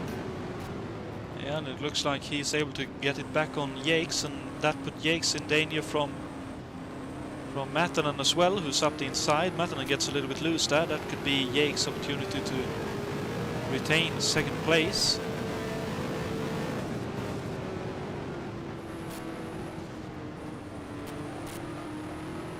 My apologies, I got the car mixed up from my position here, so very close on the exit there. Ooh, as Lavach almost loses it as well on the exit of 5.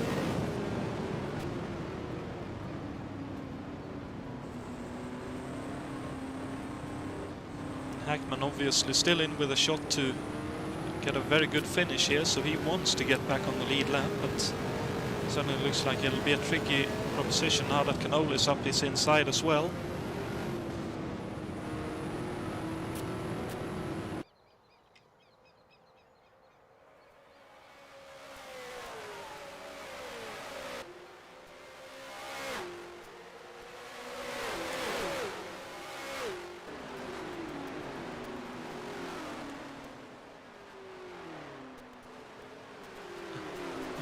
Raoul Jereb unfortunately not getting any help at the moment from the cars in front of him, so he is dropping further back from the leading pack. Fitch, I believe that is, having a moment in front of him as he now lets Jereb past.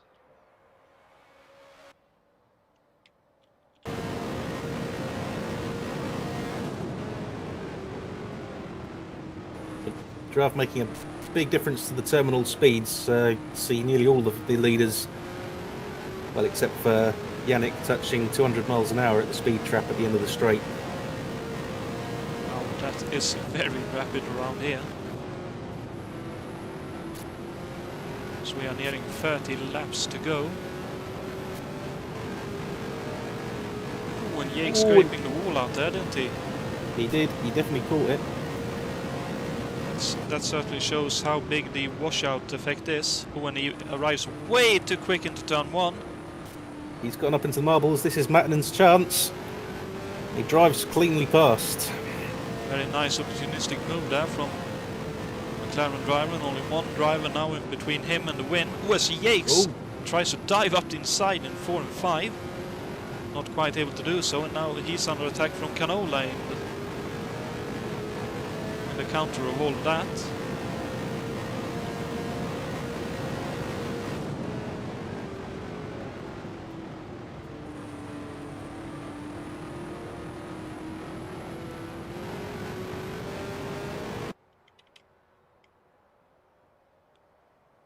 Looks like Lavach is dropping back just a little bit from the leading quartet. Yep, he's down to about 4 seconds astern of these guys. Oh, so we have another yellow, unfortunately. It's Bruno Chacon spinning to the infield. Looks like it's coming out of turn 2. Oh dear. Oh, trying to look up. Had a bit of a look up the inside of Jereb. Got the car just a little bit unsettled as he tried to back out. Ended up out in the marbles. And Brian Yannick's in the pits. Just not enough grip. As Yannick in the pits, you say? Yep. Oh, wow. Looks like it's a routine stop, but well, obviously he couldn't make it to the end on the fuel he had. Would appear so, and he decides to pit now to make the most use of new tires, presumably. That may actually be quite a good call for him, because he'll come out now with the freshest tyres and low fuel, so he'll be very quick for the last sprint to the end. Indeed, especially if he gets to actually sprint to the end and no more yellows stops him from running very quick lap times.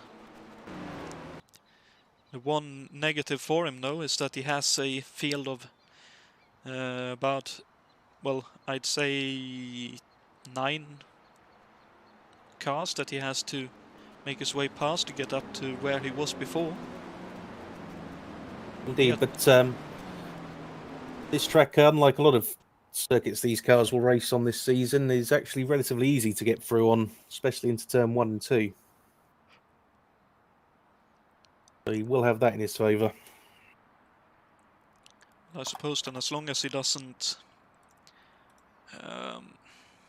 stress it too much in trying to get past, he's certain to have a good result then, and a chance at the win.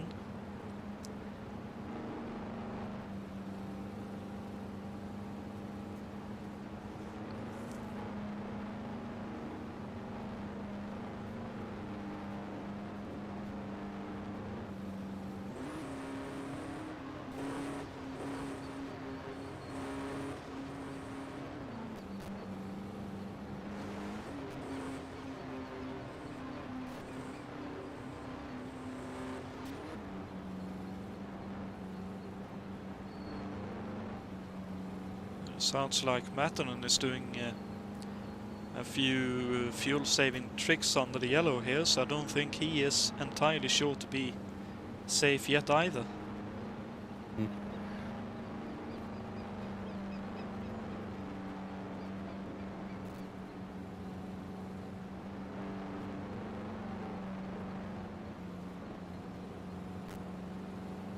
As hopefully we'll have the green flag this time by, so that we can get back to green racing and hopefully race to the end.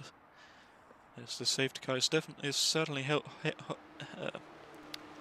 hugging the inside of the track is what I was looking for to say. As it heads into the pit lane, the green flag is out and we are back racing once again. Matanen with a somewhat tardy restart there, Yakes up the inside. Oh, we have another yellow. That sounds like a big incident towards the end of the field. And oh, Bruno Chacon. It looks like he is way off. He's gone into a different dimension there.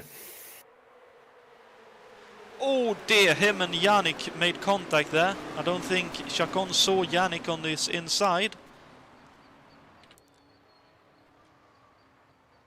Let's actually have a ride on board with Chacon for a moment, see if there's any way back onto the track.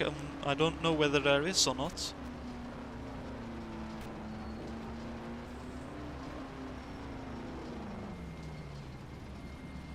As it looks like Chacon is possibly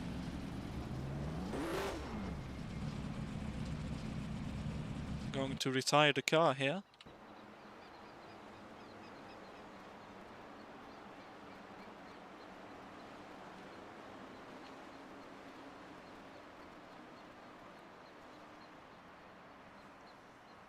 Indeed he has. He's gotten out and called it a day. That's unfortunate, but there's also the case that I don't think there is anywhere to actually be able to enter the racetrack once you've been fortunate enough to skip over the outside barriers. So very unfortunate for. Sorry, go ahead. I was going to say no, it's impossible. There's no gap in the fence for you to get back in. That's very unfortunate indeed, and very bad luck for Bruno. He usually has a very good finishing rate and brings the car home no matter what, but when there's no way to re-enter the track, it's very difficult to actually finish the race, unfortunately. So that's now 4 retirees out of the 19 drivers that started the race.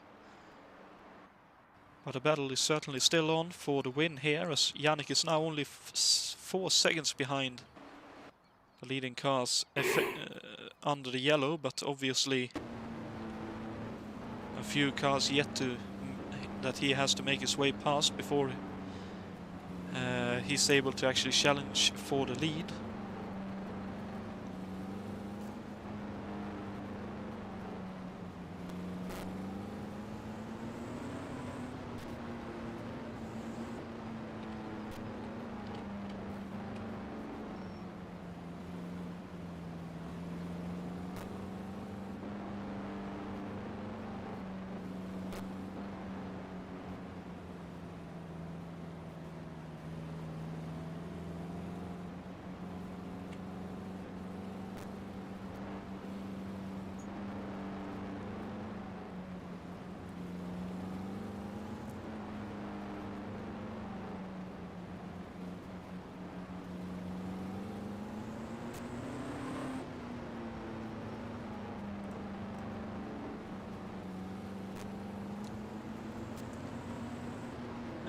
And as you may also have noticed if you're watching the broadcast, Jason White has been busy not only with work, but he's also updated the graphics a tiny bit, so now more neatly and correctly themed with the series. It's now actual flags in the graphics and not only the square or rectangle signifying the flag. So massive thank yous to Jason for always sorting out graphics for these broadcasts and all the trivia questions and the points tables and track maps, everything. He is absolutely brilliant at all of that.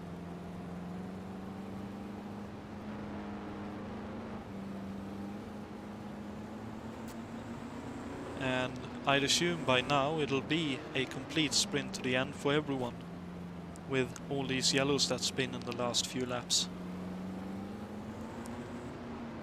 Yes, I would have thought so. We've got 22 laps to go, so at this point, if you haven't filled it to the end, then, well, you're probably not going to.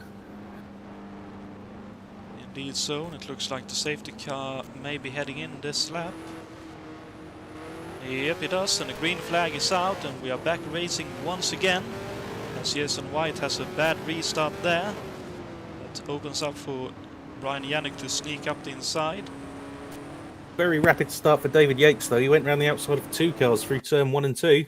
Oh, wow. Let's see if we can quickly get a look at that. There we go. Ooh, and very nearly lost it as he tried to enter turn 1 there, getting all the power to the road.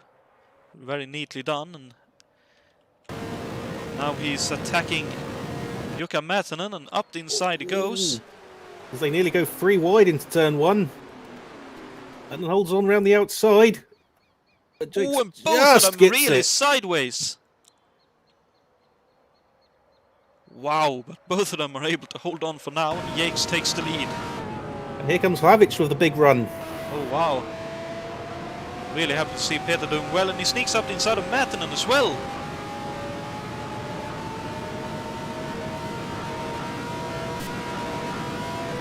Surely he won't be...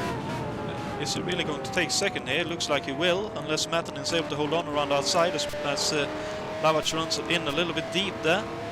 Front end just washed out there, he couldn't get it turned in. Yep, and that means Mätänen holds on despite running the marble line.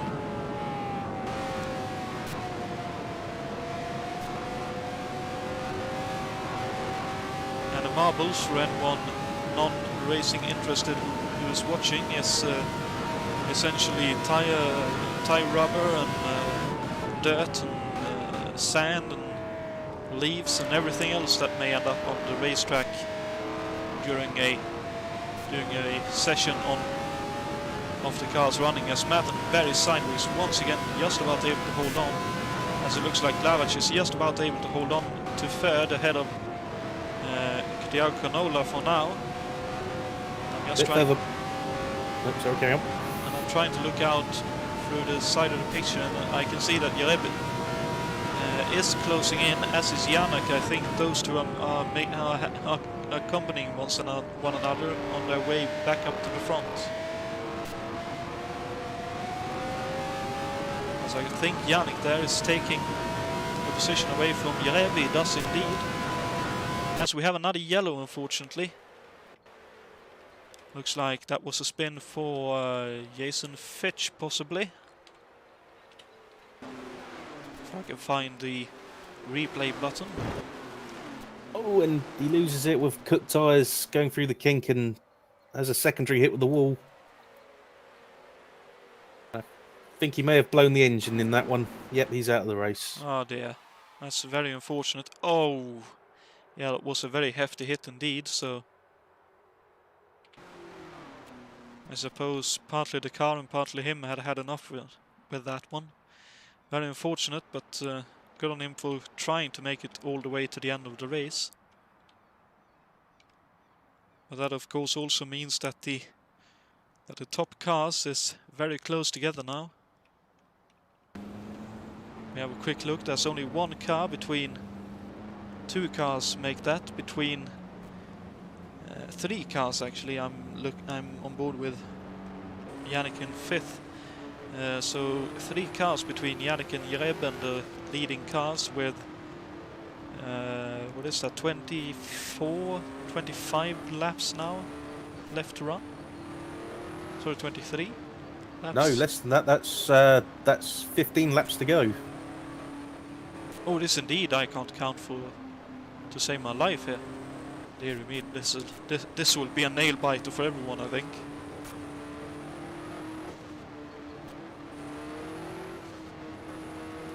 And also, of course, the question will be: will we get green flag to until the end of the race, or will we have further yellows with everyone trying their darndest to try and make up positions and time Certainly something we can't rule out. The cars are very tired, and potentially so the drivers at this point, having been racing flat out for most of the evening. And the race has been going on for nigh on 1 hour and 30 minutes, and of course there were qualifying and warm-up practice before that, so presumably some of these drivers have been driving for around 2.5–3 hours maybe by this point. Definitely possible. And as we know from real-life endurance racing nowadays, there's a time limit for the driver to be in the car, which, if I remember correctly, is about 4 hours. They can, or if is it they can't do more than 6 hours? Is 6 hours in any 4 hours in any 6 or something like that? I think it is. It's usually something like that, yes. Or variations depending on the series. The 24-hour Preventic series say it's only 2 hours per driver. But that's also a slightly shorter race overall, isn't it? No, they're still 24-hour races, but it's generally more amateur drivers, so they don't have the same conditioning that the pros you see at Le Mans have. Okay. I see.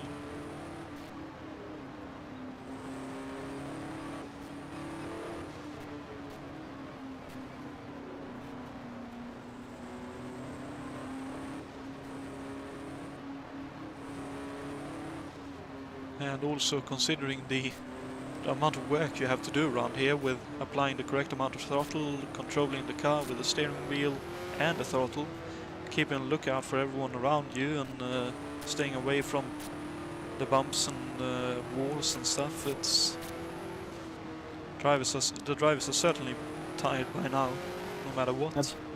Absolutely. Well, we may not be being assaulted and beaten up by our own cars as such guys who did this in real life would have been. There's still the concentration because you don't have the feedback of being in the car. That ratchets up the mental strain just that little bit extra. Although, in fairness, we also don't have the risk of being horribly injured or worse in our chairs here. True enough, as the green flag is out and we are back racing, and let's see what happens here. Looks like Lavac is making a move, and unfortunately Chapman's spun on the restart. Oh dear.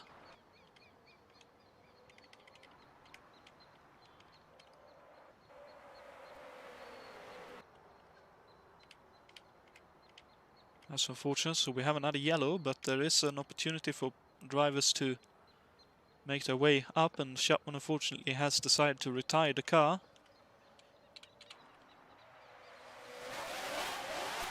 Oh, and that it looks like that was quite a hefty... Oh dear, he hit the end of the pit wall by the looks of things. So I'm not at all surprised that his car was unfortunately a retiree. And that's one of the times where it's good that we are sim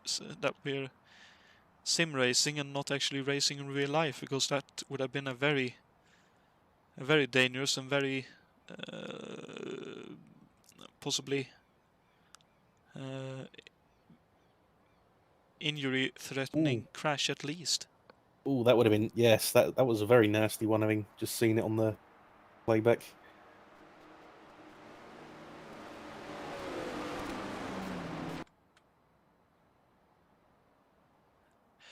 We have yet to do the quiz, but with this yellow I think we may as well do the quiz while we wait for this yellow run to be over. So just to remind you of the question for this evening, who won the last IndyCar race held on the 1 mile version of Trenton Speedway in 1968? Was it A. Mario Andretti, B. Roger McCluskey, or C. Johnny Rutherford? Do you have any guesses on that one, Dave? I'll go with C, Johnny Rutherford, with nothing more to guide me than a pure guess. Okie dokie, and I know Berlin went for A earlier, and Daniel May I think also decided for C.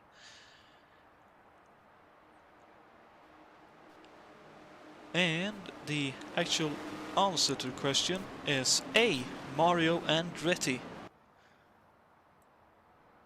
And I suppose because he won everything else, it shouldn't be come as too much of a surprise that he won at this one as well.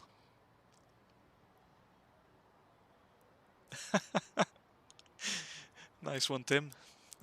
Tim just said in the broadcast chat here for you, David, that I will go for B on the trivia question, but I've never heard that name before.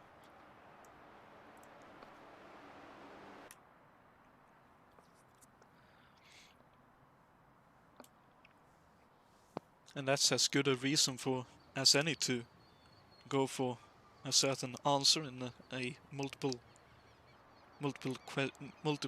choice question. As it looks like the safety car is about to head in, so that we will be back to green flag running here. It is indeed, so let's jump on board with David Yates as I'm just a little bit on the offside here. There we are, and green flag in the graphics. There we are, and the race is back underway. So 1, 2, 3, 4, 5, and I believe also 6 running together as one here. At least up to 5th. Only Reb is a little bit further behind. I suppose he got slightly held up in the most recent restart. But Yates leading, and that's Thiago Canola looking up the inside of Matten and going into turn 1, not able to do it.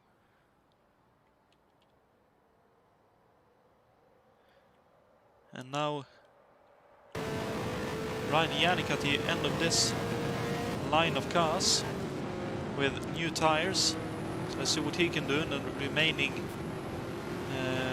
make that 6 laps at the end of this.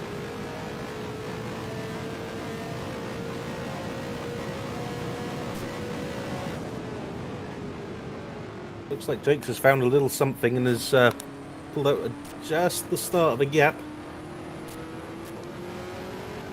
It could also be for the reason that Canola and Matten has been fighting between each other a little bit, but it certainly seems Jakes has a little bit of pace. Slavac runs a little bit wide. Yannick looking up the inside. Canola did the same in front of Slavac. Slavac notches the wall on the exit of 5 there. And I'll be quiet because Matten's right on the back of Yates now.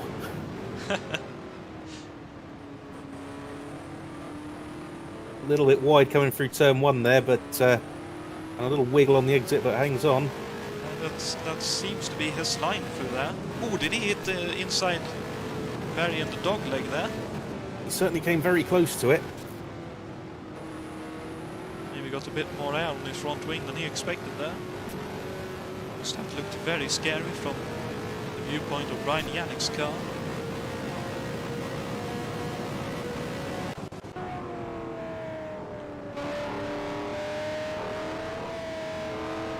Ooh, Yates goes wide, there's a little wiggle, and so does Matten on the exit of 2. I think that was technically 3 wiggles in 1 for Matten.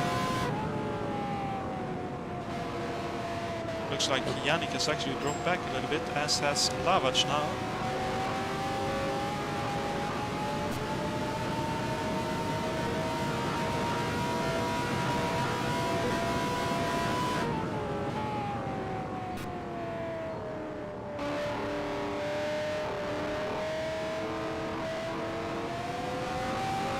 Very unfortunate for Mick there, just to make out of.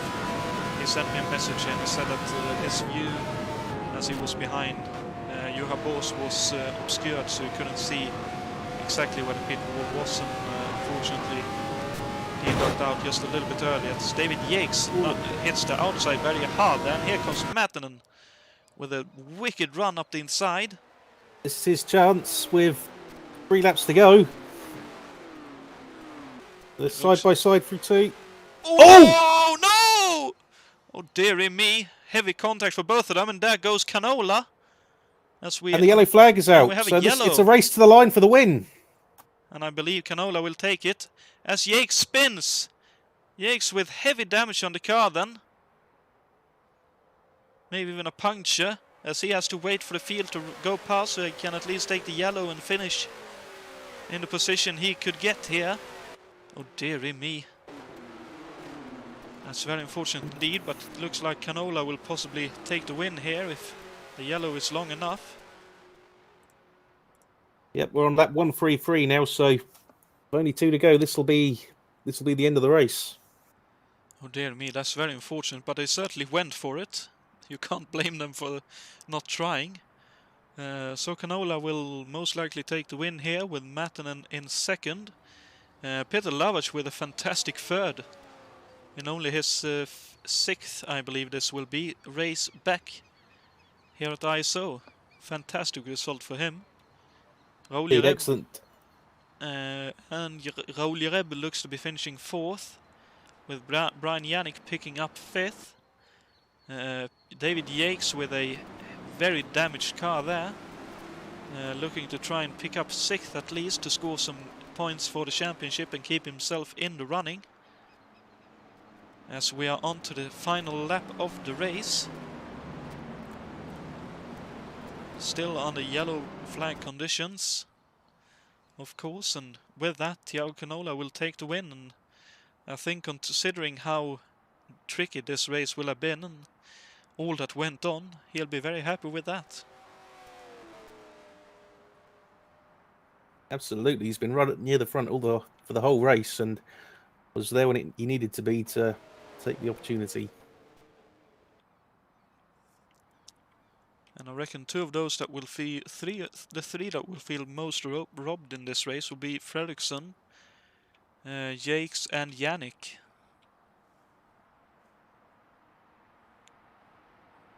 As now heading towards the start-finish line, and the checkered flag is Thiago Canola, who takes the win with an average speed of 117.7 miles per hour.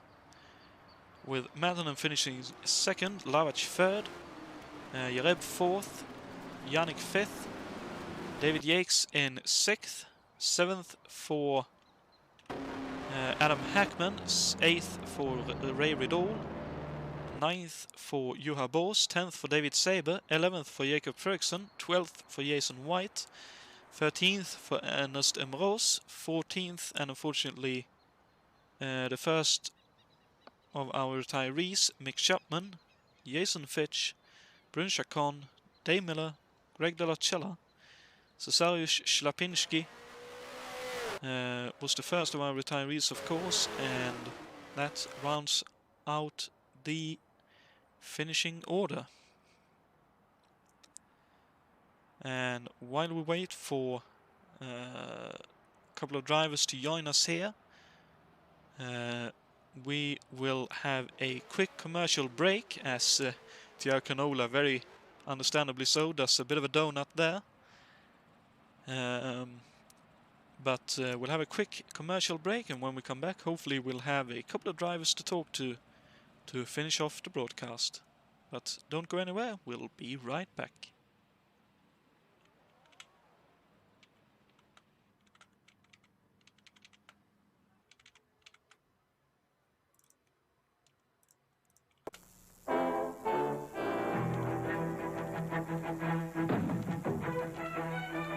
When someone needs help at sea, they can't wait. Yeah, you're a volunteer, so you answer the call.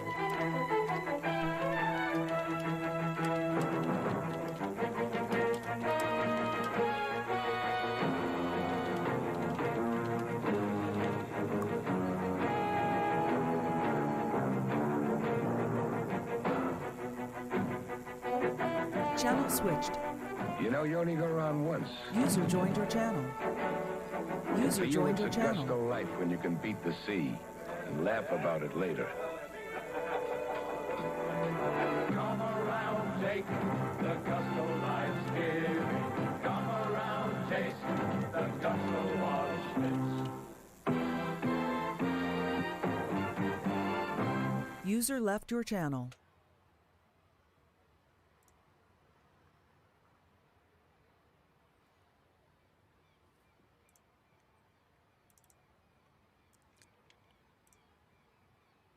As we had Tiago with us, but he left the channel, so I'll just write him a quick text message, but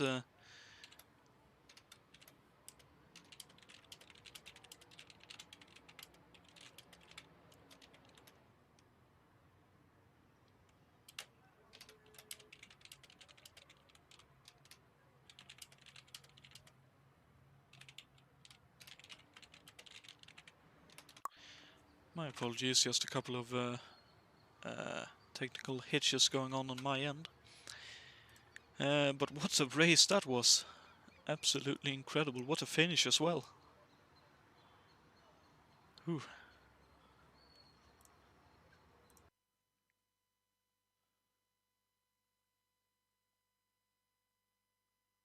And certainly, I think both time-wise and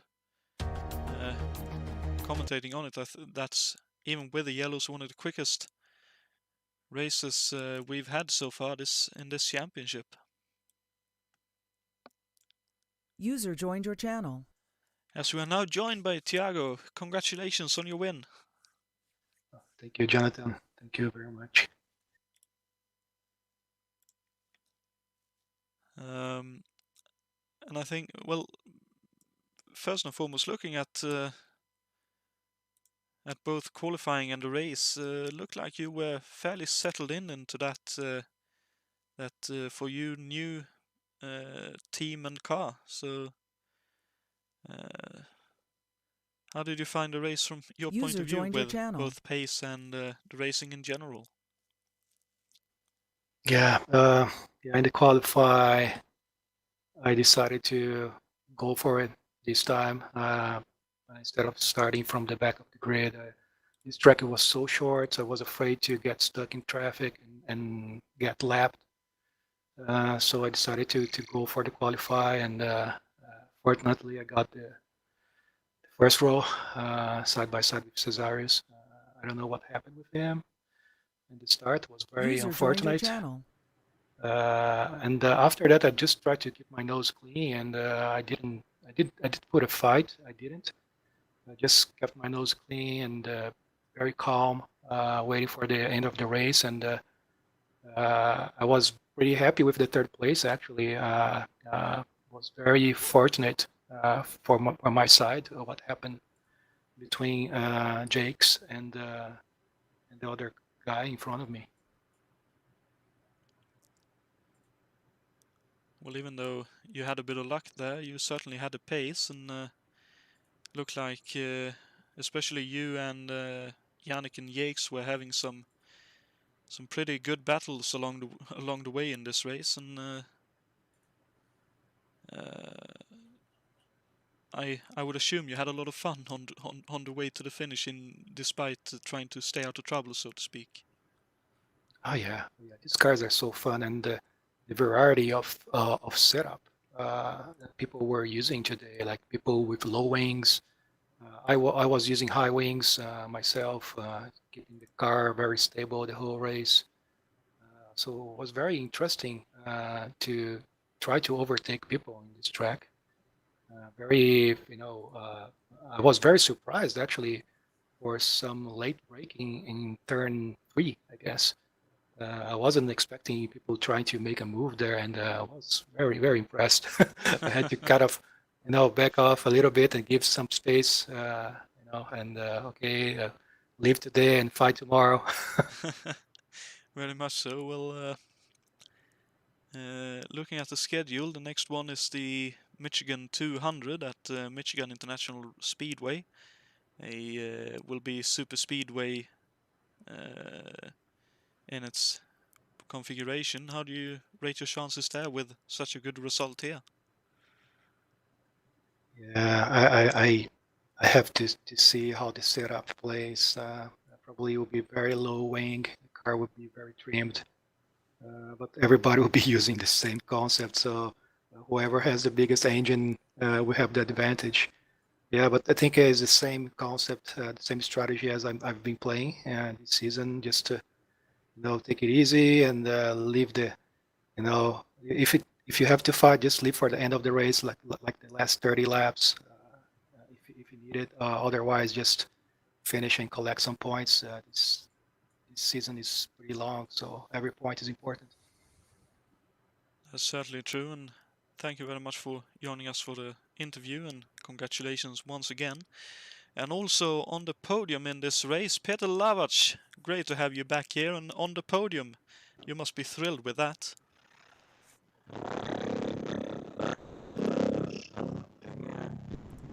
Sorry, Peter, for cutting you off, but we can't quite hear you.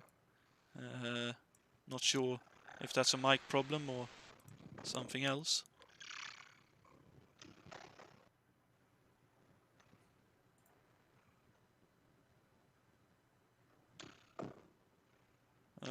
Still the same.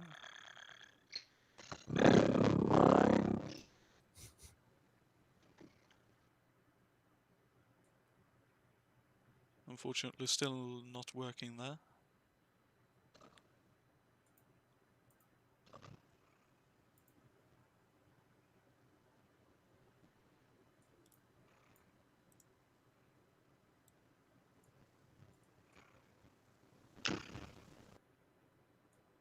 Fortunately, still seems to be the same, Peter, so while...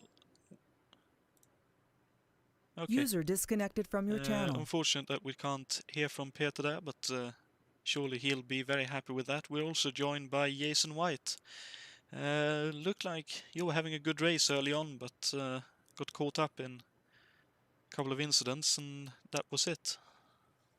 Well, not entirely. I was able to fight back, and I'm glad I came away with a few points for Vels Parnelli Jones Racing. I'm the lone car here today in our stable, and we wanted to do well with the new car, so I soldiered on.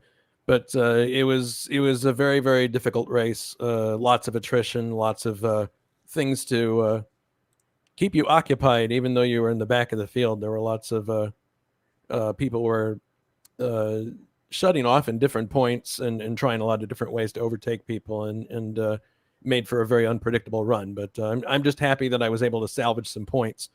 And we go to my home track for the next round at Michigan. So we do indeed.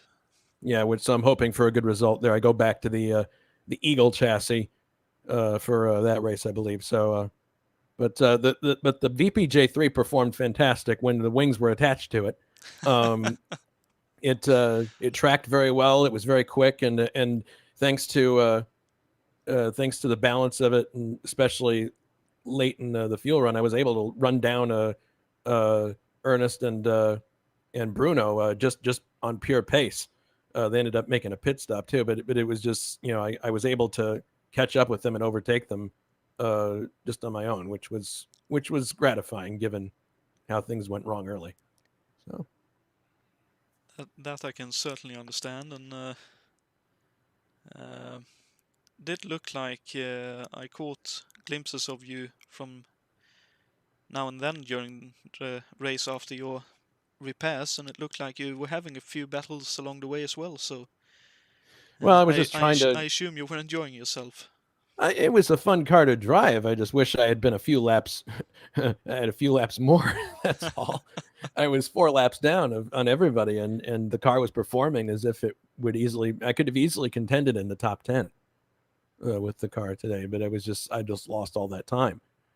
There were situations where drivers in front of me were laps ahead of me, but were balked coming out of a corner, and it's like, what do I do? Do I stay behind them, or if I had enough of a run, I'm like, well, I'm gonna go because. Yeah. You end up causing more issues by balking, and accordion effect makes it more dangerous. So yes, of course. But I hope everybody enjoyed watching the race though, because Alberto put a lot of work into this track, and I think it looks really good. It's a beautiful piece of art and a racetrack to be able to run. I think the real winner today though was Oldsmobile. because they were on the track a lot and got lots of TV time. That's certainly true. I wouldn't be surprised if a few of our viewers goes out and looks for an Oldsmobile to buy in the next couple of days. Yeah, the Oldsmobile dealers will be packed because I saw that gleaming Cutlass on TV. Indeed. A lot of, you know. Certainly a case of drive on Sunday, sell on Monday. Yes. Yes. Yeah. Thank you for broadcasting, Jonathan, and thank you, Dave, for providing in-car color commentary. As always, we really appreciate it. No problem.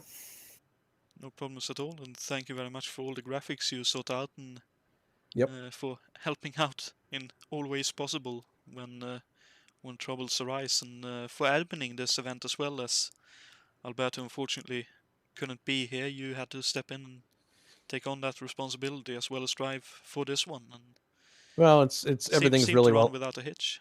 No, it seemed to run okay. We'll see if anybody has any comments after the fact, but yeah, it seemed to run okay.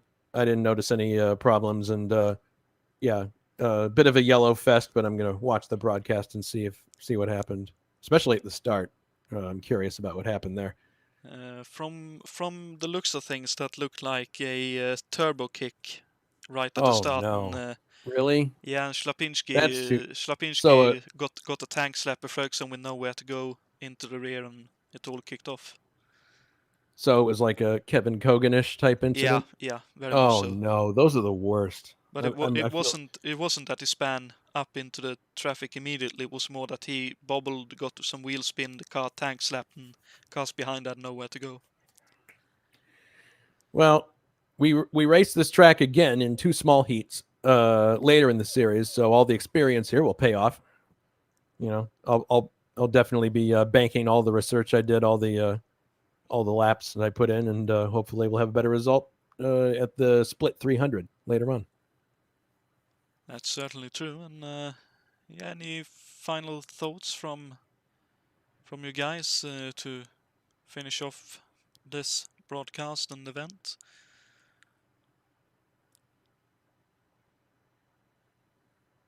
Nothing more from myself there. Only that we got some really nice stuff coming up broadcast-wise in the next couple of weeks. And we know that we have captive audiences at home and all over the world, so we're looking to give you an entertaining time on our YouTube channel. We got, I believe, next Sunday is the Bathurst Lucas Vidra Trophy race, right? The 1997 AMP Bathurst 1000. And then following that, we have the next F191, which I will be bringing to you, the Mexican Grand Prix, which is always an interesting track. So, and the points have tightened up in that series, so should be a good one. And of course, the week after that race at Mexico, the Lakeside International Raceway will host its second round, rounds 13 and 14 in the championship of the 1997 Australian Super Touring Championship as well. Highlights is in the works. I'm just a little bit lazy with working at the moment with everything going on. As a substitute teacher, I work many hours, sometimes for 3 people and at the same time. So highlights will come when they come in terms of that championship. But yeah, with that, thank you very much, Jason, Dave, Tiago, and Peter for joining us for the broadcast and post-race interviews. And thank you to all our participants in this race. It was a grueling, difficult one, but everyone put in a good effort to try and make it to the finish. And congratulations once again to Tiago and Jukka and Peter for the podium positions, and to our viewers for tuning in, and I hope you were entertained by what we were able to put on for you. But until next Sunday for the AMP Bathurst 1000, take care of yourselves and have a great week, and hopefully we'll all see each other then. But until then, good night and take care.